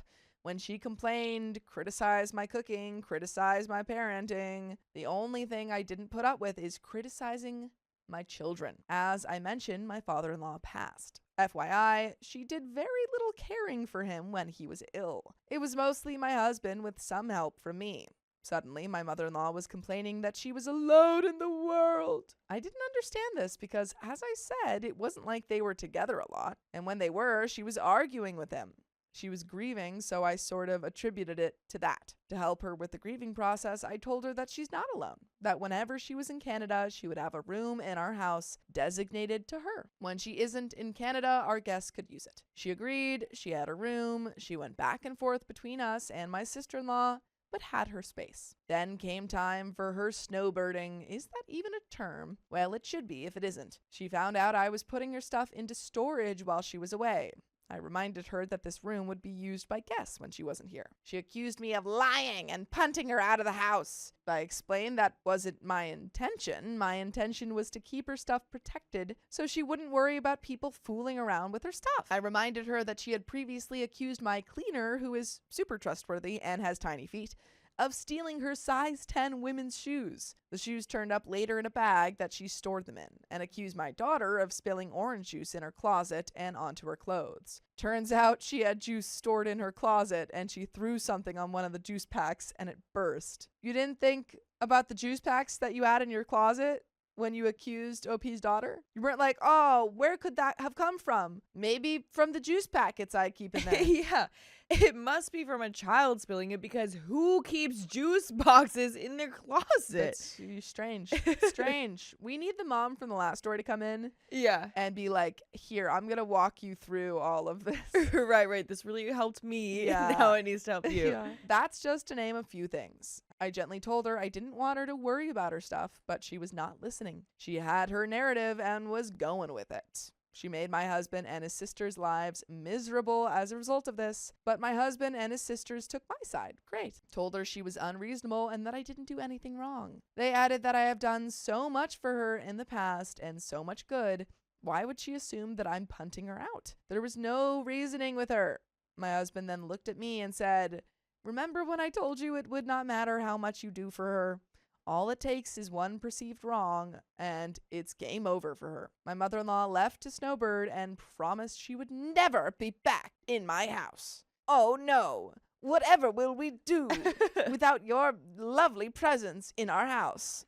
My husband told her, fine, be that way. One of my sister-in-laws laughed and said I was blacklisted and should be overjoyed about this and welcome me to the club. I have since been reflecting on my relationship with my mother-in-law. I realized that she never called me unless she wanted something from me. My husband and I actually never trusted her with our children because my husband told me she barely raised them. It was my father-in-law who raised them. I will not even start on the self-centeredness and the things she does to my sister-in-laws because that is another long post and this is already too long. I started wondering what I was getting from this relationship except a lot of work and nothing in return. My children actually severely dislike their grandmother because she yells at them and does nothing for them. My oldest refuses to be in any space she is in. She criticizes my cooking, complains nonstop, and is just overall unpleasant unless she wants something. By the way, I want you guys to listen to full episodes of stories just like this. Just go to Spotify, Apple Podcasts, or iHeartRadio and search up OK Storytime. But there is a little bit left to this story. Do you have any final thoughts? The grandkids don't even like her? No one likes her. The one father likes- doesn't even like her. Oh my god. They're not divorced, but they're separated. I think the problem here was that OP was so sure that she could win her mother-in-law over. She was like, if I'm just nice and a reasonable person, right. I can totally win over my mother-in-law because she must be reasonable as well. Right. Wouldn't you think? And OP's husband is like, no. I know, my sisters know, my father knows. Yeah. You can't reason with her. And I think OP is now realizing, oh, yeah, the people that know her know best. Yeah. So it's Yeah. like, I mean, at least she's not alone in this. Mhm. At least she's not the only one being terrorized by this woman. I think it's just you can't try so hard anymore Uh-huh. to try and appease a woman who just Exactly. sucks. Can only do so much. Yeah, if she wants to never come back, you say, okay, sorry you feel that way. Yeah. This is the way it's going to be. We're using your room when you're not here. Exactly. But there's a little bit left to this story. My husband told me the other day she was coming back. Oy. I don't want her back, but this is something I'm not willing to tell my husband. I know if I asked that he would tell her to stay elsewhere. I also know he promised his father he would look out for his mother. Because his father is the only real parent he has ever had, I don't want him living with the guilt of not following through with his promise. Knowing what I have told you about my husband and how wonderful he is, I refuse to be the cause of his guilt. My father-in-law never asked his children for anything except that. It was a hard ask, but it doesn't matter because I will not do that to my husband. If no contact is not an option and she will be in my house, what boundaries would you create and how would you do it? And comments, comment 1 says, boundaries obviously need to be set. If it were me, I would start off with something like, due to the way things were left before your trip, there will be some changes made. Then proceed to lay out the issues as you have here and let her know that in the future, they will not be tolerated or she can find anywhere else to stay. And make no mistake, her being elsewhere and looking out for her are not mutually exclusive. That's what I was thinking. Right? I highly doubt your father-in-law would have wanted you, your husband, or your children to be used and mistreated by her. I also wouldn't give her the car anymore. She can Uber, Lyft, or taxi wherever she needs to go. Comment 2, your husband can look out for mother-in-law without her living with you and making your whole household miserable. Talk to your husband. It sounds like he really loves you and supports you and already understands the situation. To be honest, I'm a bit surprised he'd just say yes to her moving back at all. And that is the end of that story, folks. My mother-in-law said I'm isolating my kids, but I just don't want them around her. Did you get the hint, mother-in-law? Like many of you, my mother-in-law seemed great when husband and I were dating, engaged, and newly married. And even during my first pregnancy, until the day my oldest daughter was born. And mother-in-law's just no traits started to show. By the way, this comes from Red Flag Mother-in-Law. And if you want to submit your own stories, go to the r/OKStorytime subreddit. So, I'm Carly. I'm Keon. And I'm Sophia. I have 2 daughters, aged 5 and 2. With daughter 1, we allowed mother-in-law to take her out alone for a few hours, once or twice a month, from the time she was about 2. Most of these visits seemed to go okay, as father-in-law was with her as well. She now wants the same with daughter 2, and we don't feel comfortable with it, as daughter 2 is a lot more active and daring, and mother-in-law is older. Father-in-law is undergoing cancer treatment and can't accompany them anymore. Mother-in-law is also bitter that we have never allowed sleepovers for the girls at her house. There are more reasons for this. It's not like she gets no time with daughter 2, as she has babysat at our house a few times, and she has always been welcome to visit on weekends. Here are a few of my biggest red flag moments with mother-in-law. Mere minutes after the birth of daughter 1, mother-in-law and sister-in-law appeared at the window of the hospital nursery where husband was holding baby skin to skin while I was being sewn up after my C-section. They somehow got into the maternity unit of the hospital after they'd been expressly requested not to come until we told them we were ready. Husband fortunately told them to scram. When I was discharged from the hospital after the birth of daughter 2, husband dropped daughter 1 off at mother-in-law's house so he could come and fetch me, baby, and all of our stuff. We arrived at mother-in-law's to fetch our eldest, and mother-in-law holds baby while I give attention to daughter 1, who has not seen me in 3 days. I then grab a quick drink of water in the kitchen, and when I look again, mother-in-law is sitting on the couch, introducing daughter 1 to her new baby sister. The best I could do in the moment was grab my phone to record a video of my girls meeting, but I felt like that moment and that experience had been stolen from me and from our little family, and I'll always be sad about that. The times when mother-in-law takes daughter 1 out, despite us having asked numerous times for her to let us know where she was taking her, as they will often go to more than one place. And when they've arrived safely, she never does. We always end up having to call and message her to get a response. We went to sister-in-law's house recently for lunch, and daughter 1 wasn't in the best mood and wanted to go home. As a result, she was pretty much ignoring mother-in-law. At one point, I was walking in the garden with the girls, and mother-in-law tagged along. After not getting the reaction she wanted from something, she said to daughter 1, mother-in-law says to her, "Fine, I don't need you. I've got daughter 2. She will be my one and only." My jaw dropped. I should have probably called her out, but I was honestly in shock that she would say that so bluntly in front of both my daughters and me. Now, this brings me to this past weekend and the reason I finally realized that she must be a just no mother-in-law. Mother-in-law texted husband on Saturday morning to ask if we had plans. We told her that we didn't and that she was welcome to visit if she wanted to.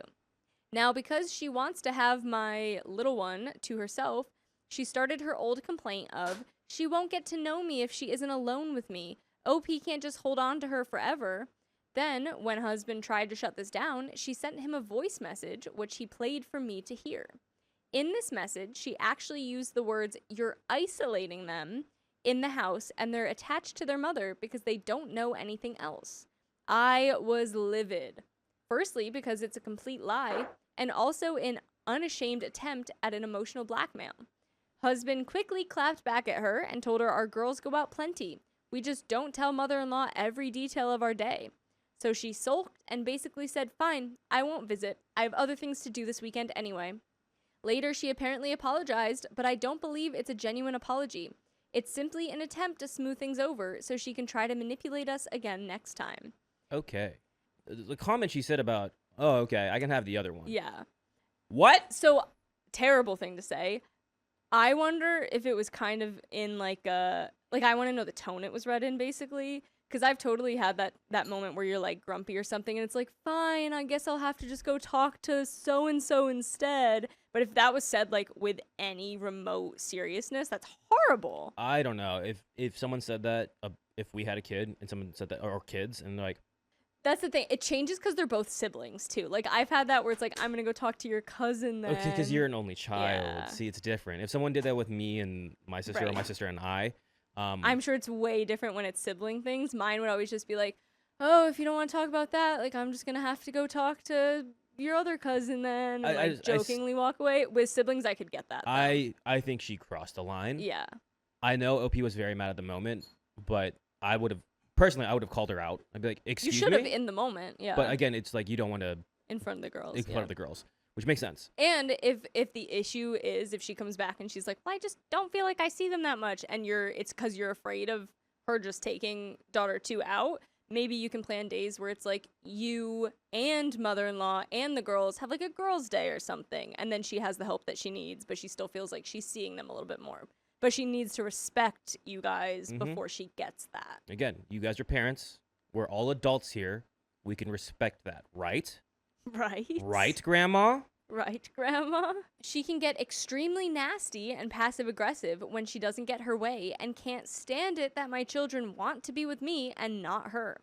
The irony is that husband and his sister were basically raised by their grandparents, as mother-in-law was too busy with her own things. Ah, it's all making sense now. There we go. We just need to read one more sentence. Yeah, it's always that. It's always one more sentence. We're like, that's the context we needed.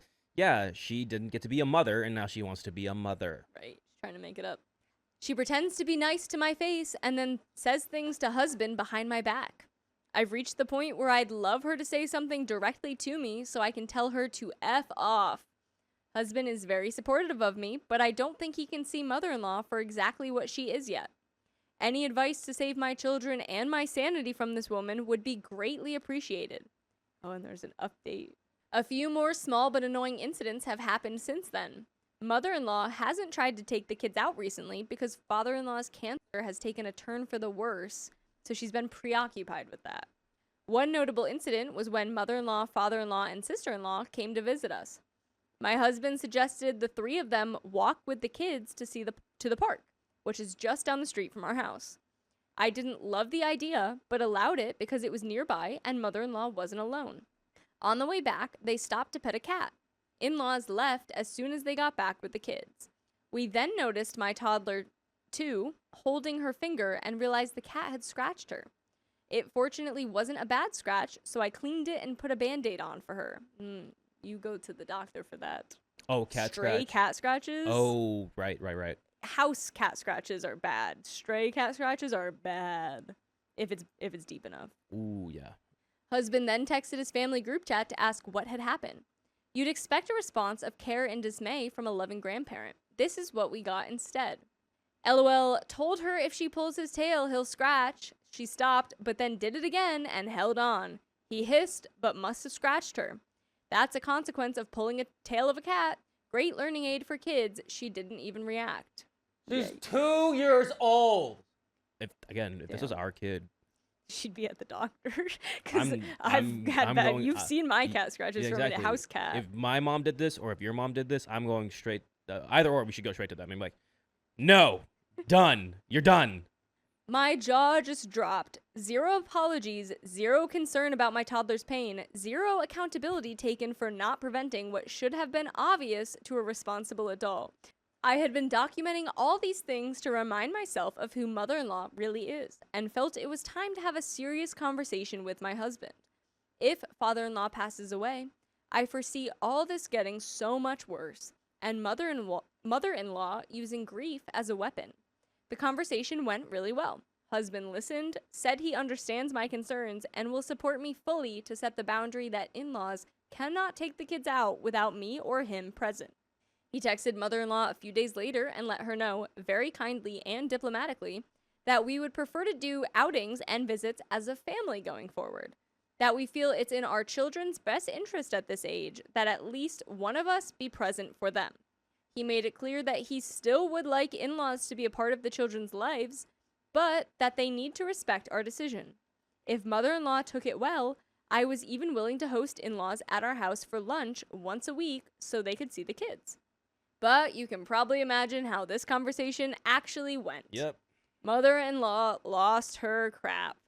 She accused my husband and I of not trusting her, trying to create distance between her and the kids, and her never being good enough for us, specifically me. Husband stood his ground and replied calmly to her each time, thanks ChatGPT, telling her this wasn't true and that we were simply doing what we felt was best for our children. She then escalated, saying she was done trying and good luck to us finding a babysitter if we needed to, because if she's not good enough to take the kids out, then she's not good enough to babysit at your house either. Hey, you lost the trust immediately when you said, go on, kid. Yeah. Figure it out yourself. You're going to get hurt. Not, Yeah. you know, that you lost my trust there. You're already on thin ice. Then her grand finale, she told husband, thank your wife, because she's sure that this comes from me and that husband is too scared or too stupid to go against me or see the damage he's doing to his children. Why do these just no mother-in-laws always resort to insulting their own sons? He didn't respond to her after that, other than to tell her that that was really effed up thing to say, and he screenshotted the whole exchange and saved it for future reference. I thought nothing could make me hate her any more than I already did, but she really outdid herself. I'm seething. By the way, you never have to be seething because we have full episodes with stories just like this. Just go to Spotify, Apple Podcasts, or your favorite podcast app and search OK Storytime. We got a little bit more, but any other thoughts? You made it very clear. You don't want to see us, which means you're not seeing the kids. Yeah. That's the, the 2-for-1 combo. Mm-hmm. We tried to give you a fair compromise and you're not taking it. All right. I'm proud of my husband for his support so far, but I worry that she's going to manipulate him again. He's spent his entire life until now thinking this woman was normal. He promises me that our boundary stands no matter what, but he's already trying to set up the weekly Sunday lunch for us and in-laws.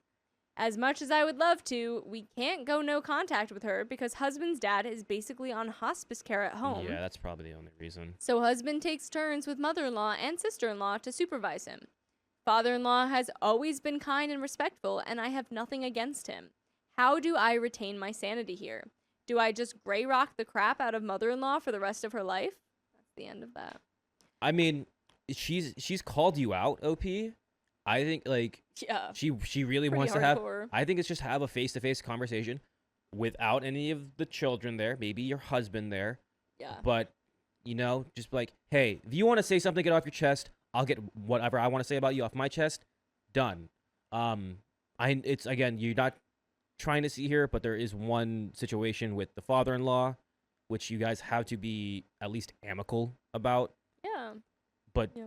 And I would wonder too, almost, that if he does pass away from this, or when he does pass away from this, that she kind of has an almost like come around moment and try to be like way different, and if it's like too late for that or not kind of thing.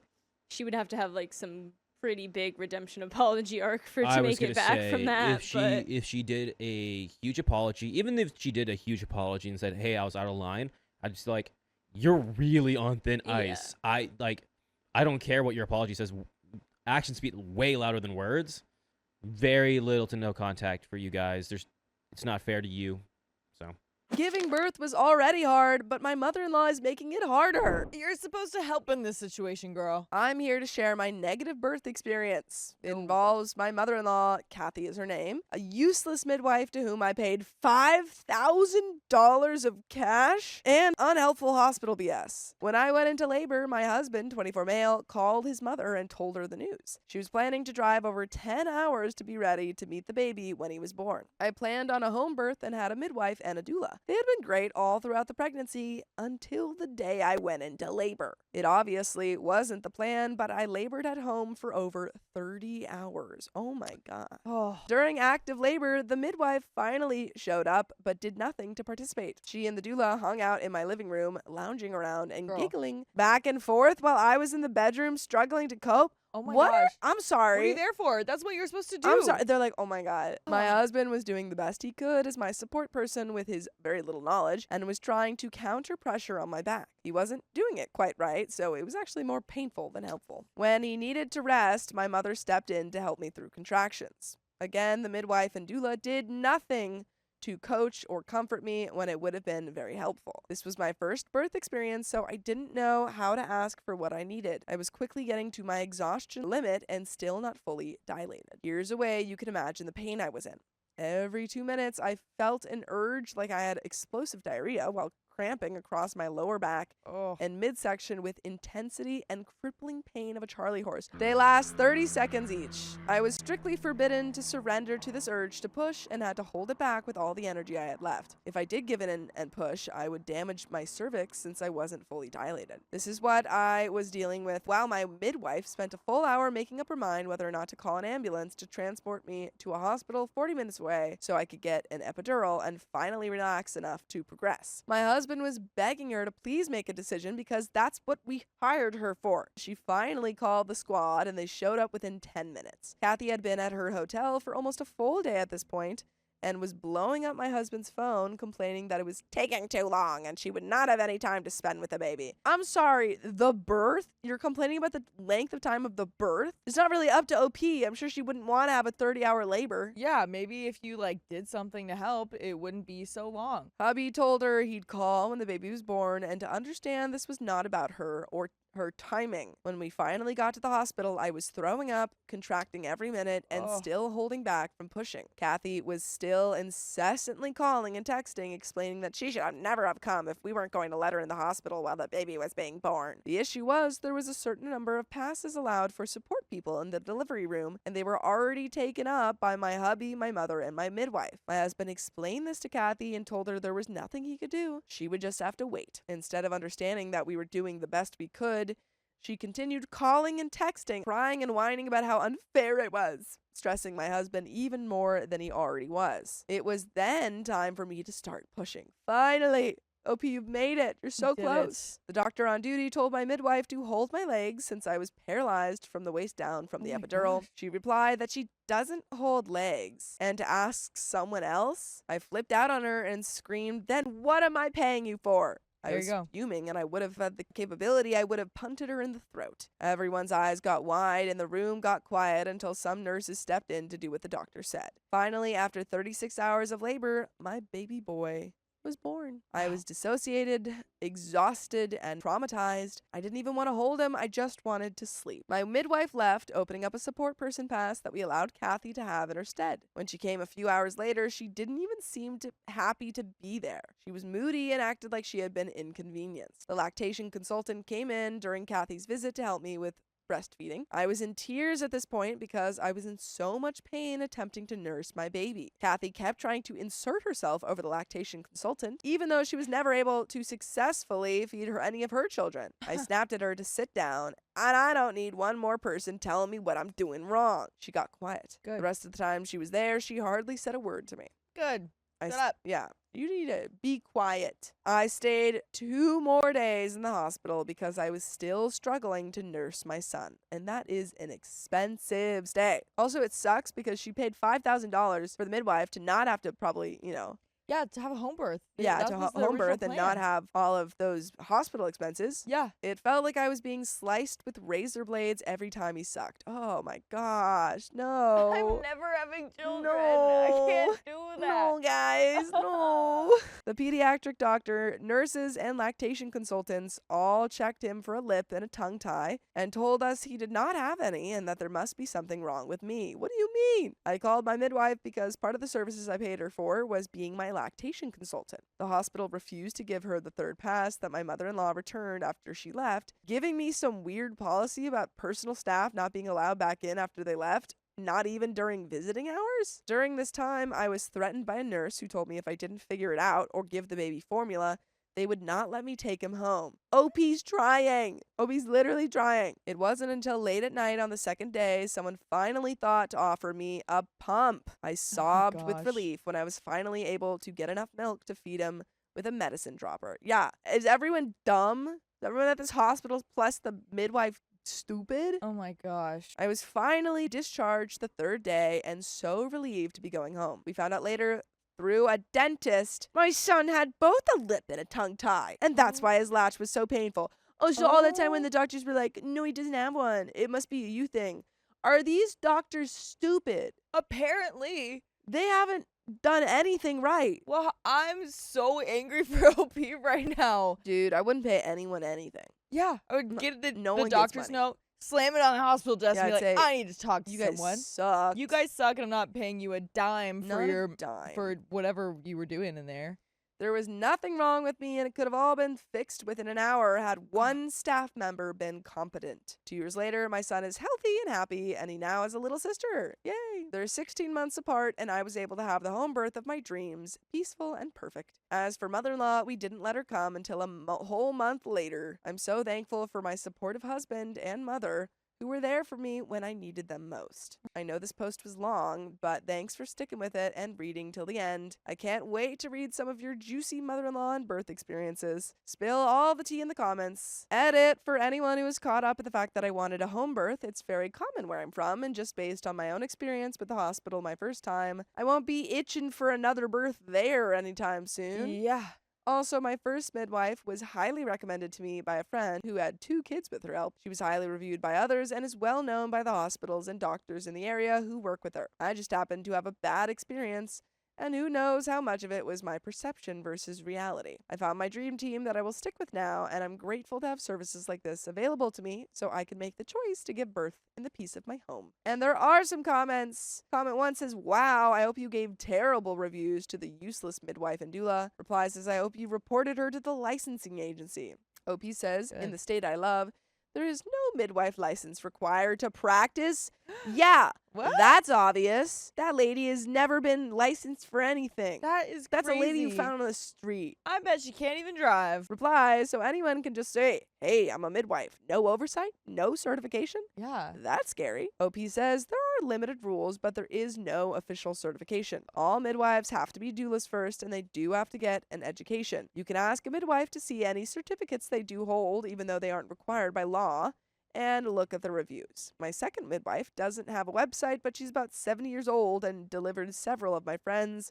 Not my friends' babies, but my actual friends. She's also delivered a quarter of the millennial gen Amish population in my state, so I knew she knew what she was doing. Comment 2 says, I'm a nurse, and I'm personally appalled by this country's treatment of pregnant and postpartum women. I would be absolutely terrified to have a baby in this country. There is no field of medicine where the staff is more dismissive of their patients than women's health. The one time I had to work in a hospital with a women's health wing, I was infuriated by the patients I received from them in ICU. Just flat out ignored signs and symptoms of problems until patients were basically crashing. I still get angry over the case of a black woman who bled out because staff ignored blatant signs of post-op bleeding. Comment 3 says, OP, your husband should have just shut off his phone for God's sake. Reply, I have also thought The husband was also part of the problem, as he was allowing constant texts and phone calls from his mother to impact his own mental health and stress, which made him even more useless to his wife as he was distracted by his mummy and her needs. I never understand why people don't silence notifications. Mother-in-law knows where they are and was told that she would get a call when everything was said and done. That literally should have been it. Husband should have ceased all communication with her and focused on his wife. And that's the end of that story. But I agree.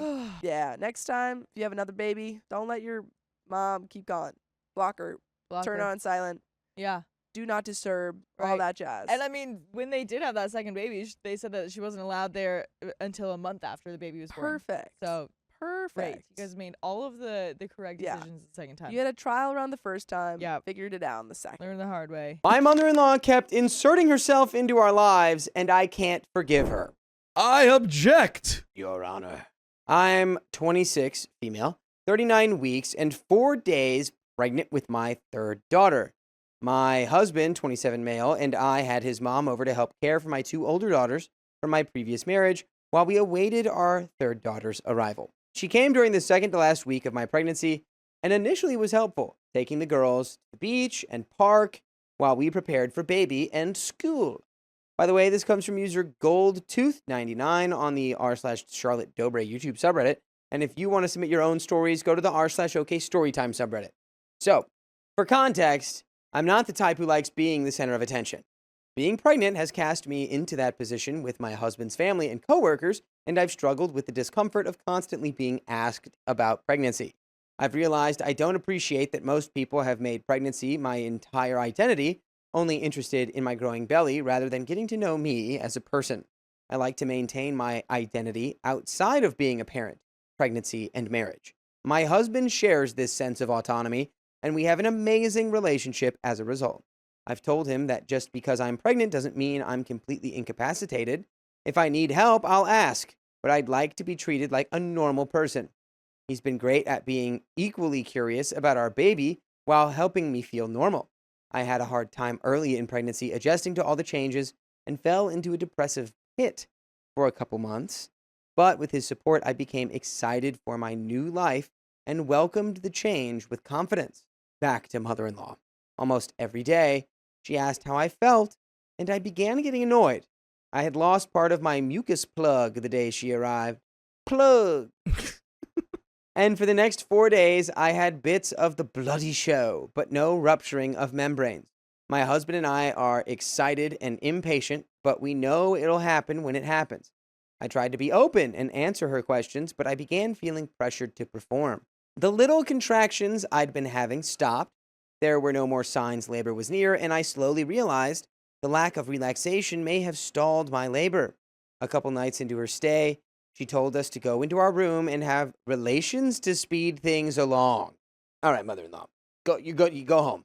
You're no longer helping. Just go home. Get out of here. There's an unspoken line that you don't. The reason it's unspoken is because you shouldn't have to speak it. She just crossed it very just willfully, no qualm. Yeah, come on, mother-in-law. What are we doing? I felt completely violated by her comment and told my husband it made me feel unsafe in my body. He shared the same sentiment, and we went to bed feeling very awkward. Having someone I didn't know well say something like that was wholly inappropriate, especially since she didn't know me enough to understand that I've been hurt by people in that way before. My husband felt uncomfortable that his own mom wanted him to perform and felt violated that she could make such a request. That's where the breakdown began. When I wasn't around, mother-in-law told my husband that the baby probably wouldn't be here while she was visiting. When he told me, I felt it was completely selfish of her to feel entitled to the birth when she wouldn't be experiencing my labor pain. Later that evening, she asked, "Are we having a baby tomorrow?" I very bluntly replied, "No. No, we aren't having anything because I'm having the baby, not you." I became irate with the pressure to perform for her and simply wasn't having it anymore. I've been communicating my discomfort with my husband since she kept asking if we were going to have a baby, as if all 3 of us were involved. For the next couple days, I'm getting the image of the meme where it's like Soviet Russia. We are having baby. This is our baby. I feel like this is just what happens with like hyper helicopter moms or like moms who are like, I've always wanted to be a grandparent. And then it's like, you just have to respect that this is a process happening outside of you. And you get to be involved later, grandparent. But in terms of the pregnancy and the baby being born, not you. That is not something that is happening to you. At the very most, it could be something that's happening to her and her husband, but not you. Your labor pains our baby. Yeah, come on. For the next couple days, I became increasingly avoidant of her both vocally and physically without giving a dang how it made her feel. In my head, she's a visitor in our lives, and for her to have said something like that was meddlesome. I'm also not great at addressing things like this. I assume people know what not to talk about, but I'm also non-confrontational. It's time to get confrontational. We got to tell mom if this absolutely needs to stop, and whether it's you or a husband, needs to be like, we need to start changing the way that we're talking about the pregnancy and we're talking about the baby because you're impacting my wife's well-being and by extension, the baby's well-being. The baby that you care so much about, mother, or, come on. When I felt like I needed to get out of the house, my husband and I left together. And on those small outings, I began feeling contractions again. But when we got home, I felt like we were walking on eggshells in our own home and all signs of labor stopped. She would follow us from room to room without even trying to make conversation, just sitting in our space. She made a point of bossing my husband around about taking the dogs out and feeding them, making him feel like she viewed him as a child rather than a grown man. She also said she woke up early to make sure we were up for the girls' open house at their new school, which annoyed him because he felt she viewed him as incapable of being responsible for the kids.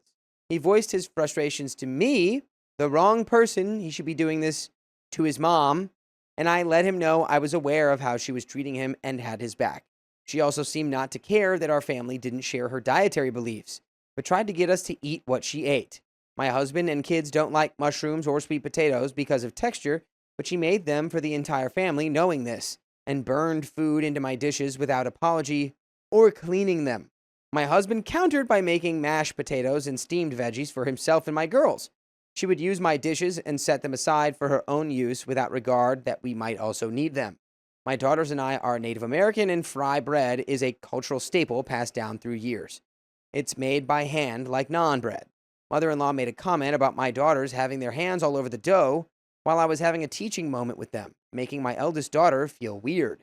I assured her that her grandma, great-grandma, and I have made bread like this for years, and it would be okay. She had washed her hands and tied up her hair, so I didn't see an issue, and that's because there wasn't one. Folks, you're going to lose your mind when you realize every restaurant you've ever eaten at. Do you know that hands are touching your food? And they're not always gloved. Just clean hands that have been washed are handling your meal before it's prepared. And if you can't handle that, then I guess you should be cooking all of your food just for yourself. Also, have you never seen like any footage of someone making bread? They're always using their hands to knead the dough. There might be rolling pins, but they like touch the dough and move it, and then they'll roll it. But you knead the dough with your hands. It's crazy. I didn't even think about that. She's like, she's got her hands all up in the dough. It's like, yeah, that's where you put your hands when you make bread, genius. What are we talking about? Also, I know from just reading and stuff that like fry bread is very, very protected by Native American communities because it has so much cultural and historical meaning for them. And like, I'm sure that mother-in-law has no idea and no care 0%. Whatsoever. Yeah. But like for her to try to coach this Native American woman about fry bread is beyond colonizer audacious. Yeah, it's insane behavior. Mother-in-law and my husband are white. My husband knows how I make bread by hand and doesn't mind. He's open to cultural differences and receptive to learning about people through food. I was offended she didn't clean the burn off of my pans, and she rarely helped with cleaning aside from loading the dishwasher and doing laundry, which initially felt helpful until it began feeling like I'd end up owing her for help when she was supposedly here to help while I tried to facilitate labor naturally and peacefully. Yesterday, my daughters had their first day of school, so I got up early with my husband and got them on the bus. I went back to sleep and woke up hours later, showered, and took myself out to lunch while waiting for the girls to get home. Sundays are my day out while my husband normally takes Saturdays. I didn't go out Sunday because I was focused on the girls' first day preparation, so I decided to go out Monday instead. While I was out, mother-in-law texted asking if I'd be home soon because she was locked out. I said, yeah, but I was running errands. We'd given her a house key and she knew the garage door code. She then texted my husband, making it seem like I'd locked her out on purpose. He shared the text with me and I shared what she'd asked me. I didn't grow up in the nicest places, so I'm accustomed to locking up before going anywhere.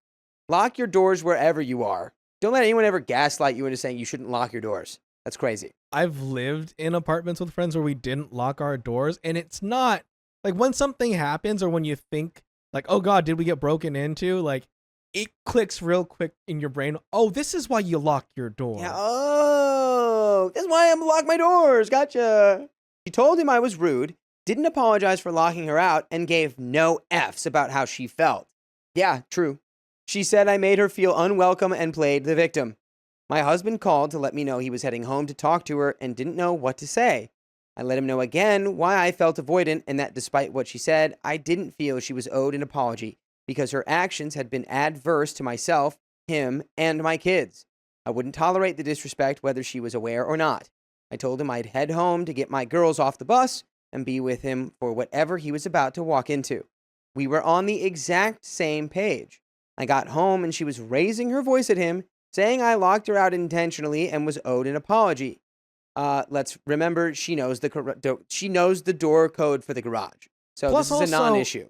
She was given a key. Yeah, that you, I guess, didn't take care of. She also stated I was rude and my kids were terrible, to which he said he wouldn't allow her to disrespect me. He let her know we were both uncomfortable with her for our own reasons and felt that if anyone was owed an apology, it was us for her lack of regard for our boundaries. She kept trying to play victim, and I could see my husband becoming aggravated, so I stepped in. I tried steering the conversation back to peaceful discussion, but she refused to understand where we were coming from and continued victimizing herself. She felt entitled to thanks for offering help and made it seem like I was ungrateful, which I never was. She said I should apologize for purposefully locking her out when I knew she had a key.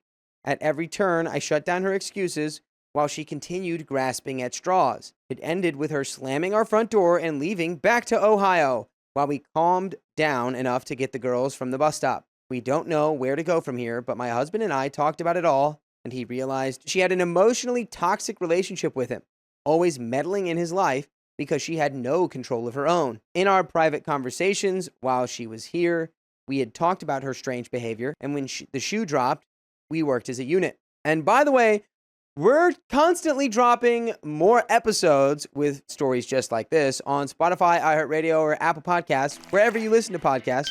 Just search OK Storytime and you can listen to all of them. Over 70 days worth. No relationship with OK Storytime is toxic. Absolutely not. You can keep us in your earlobes all day long.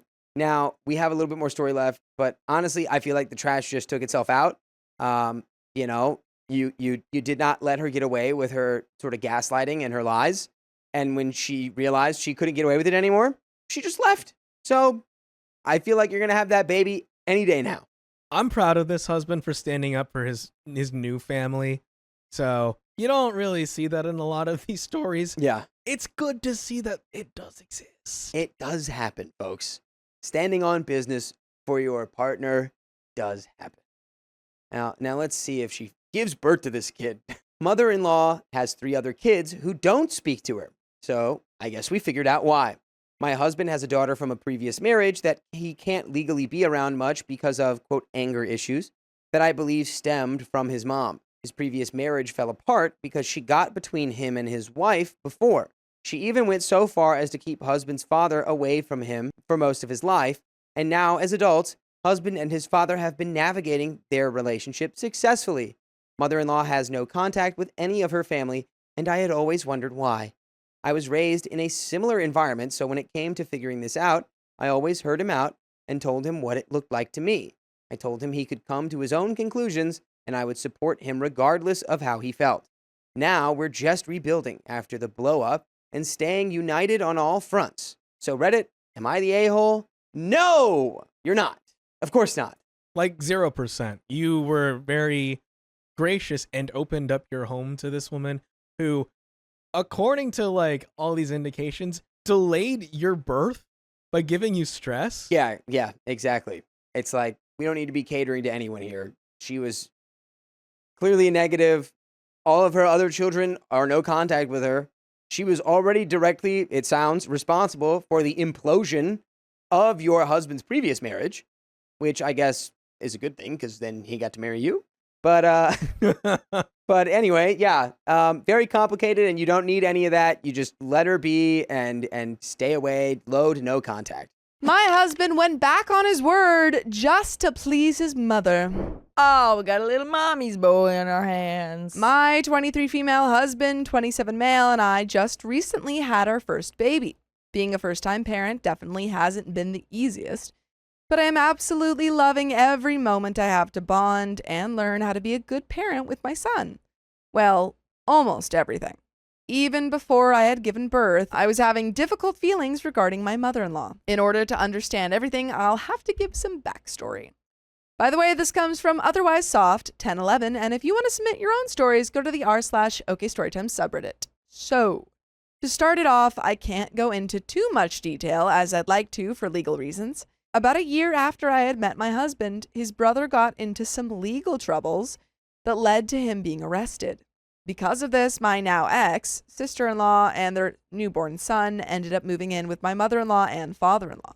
Everything was going okay until my ex-sister-in-law randomly one day, while everyone was away from the house, packed up everything and took her baby and left. Oh. The entire family was devastated, especially my mother-in-law. She's the type of person who will overthink something to the point where they drive themselves crazy, and in this situation, she did just that. A couple of months after she left, brother-in-law had his first trial, and to everyone's surprise, my former ex-sister-in-law testified against him. That added to the hurt and betrayal, and once again, my mother-in-law drove herself basically crazy overthinking. Ex-sister-in-law ended up filing for divorce and moving states away with the baby. Since then, we have had no contact with her, and nobody has been able to see or talk to the baby. Last year, on my birthday, I found out I was pregnant. This was about 4 months after everything went down.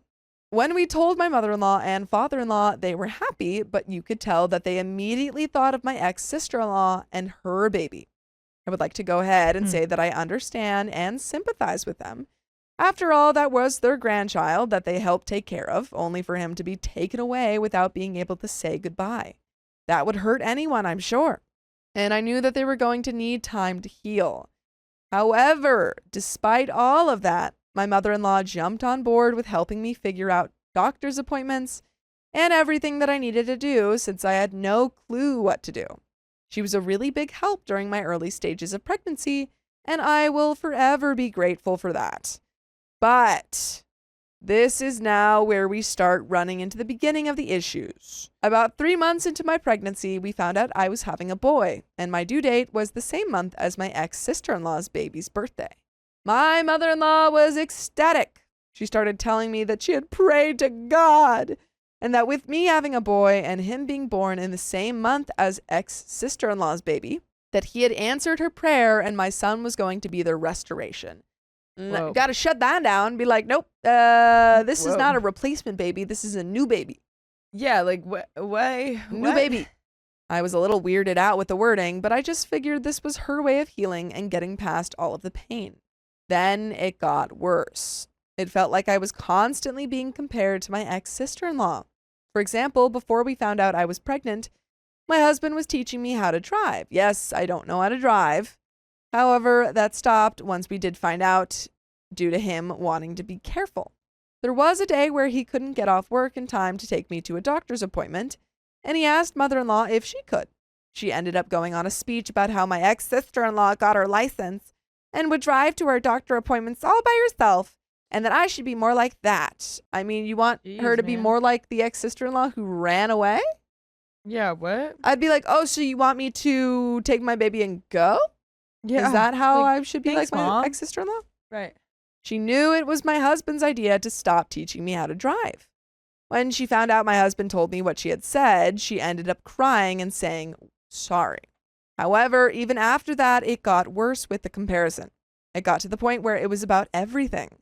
What I ate, what I wore, how much I slept, which hospital I was going to, even down to who I wanted in the room when I gave birth. It also felt like she became obsessed with the fact that my son was her restoration. She would go on and on about how she prayed for him, and that was the reason I got pregnant. She would constantly ask me if I was going to take him away from her like ex-sister-in-law did, saying that she wasn't going to let my son out of her sight for a second, and even told me that my husband and I should move in with her and father-in-law so they could watch and make sure he stays. To say our relationship started feeling strained would be an understatement. My husband tried talking to her multiple times about her behavior, but every time she would cry and say sorry, she doesn't want another baby taken from her. Now, I know PTSD is a thing, and it's something that constantly will bring back painful memories. However, at this point, it had been over a year since all of that had happened. Maybe I come across a little heartless when I say this, or maybe I'm fed up with the constant comparison, but you cannot continue to blame your behavior on things from the past if you are forcing yourself to stay in the past. Anyway, getting to the reason of this post. I had my son back in May. He's the best thing that has ever happened to me. I love this kid so much. When it comes to mother-in-law and father-in-law, I tend to try and walk on eggshells around them when it comes to my son. They absolutely adore him. He is now almost 3 months old. Time needs to slow down. And my husband and I are finally letting them watch him for a few hours here and there, despite my nervousness. The last few times they've watched him, my mother-in-law has told us that he's been projectile vomiting every time they feed him. That's concerning. Obviously, that's raised concern with me because he never does that when we feed him here. So I started to do some questioning. I eventually found out my mother-in-law will feed him, not burp him, and then lay him flat on his back. Bro. What? What? You don't know how to take care of a baby? You have children. This is your grandchild. Wow. After he pukes, she'll repeat the process. When I told her she needed to burp him, she got mad and argued with me, saying she doesn't need to burp him and that she's raised 2 kids, so she knows what she's doing. The baby is projectile vomiting every time you feed them. Yeah.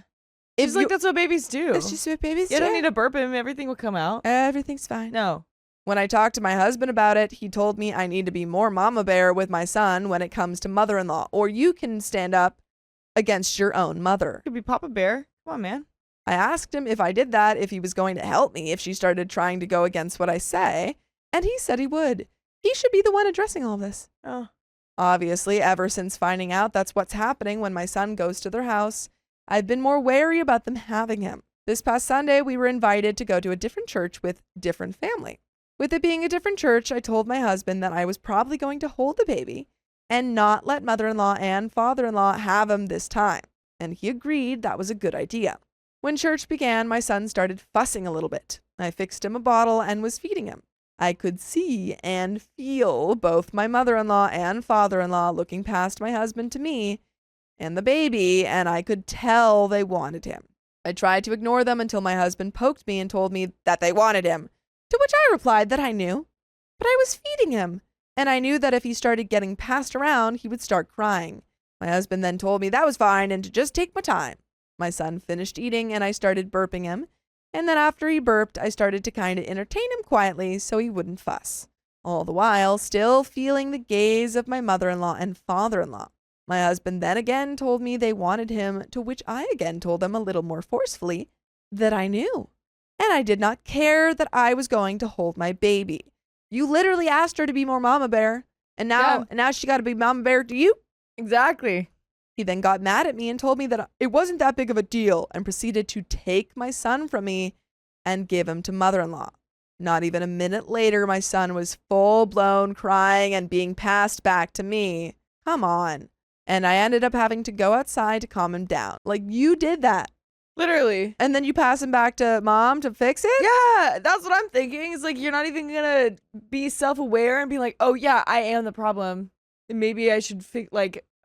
My husband followed after shortly to help, and then, you guessed it, mother-in-law.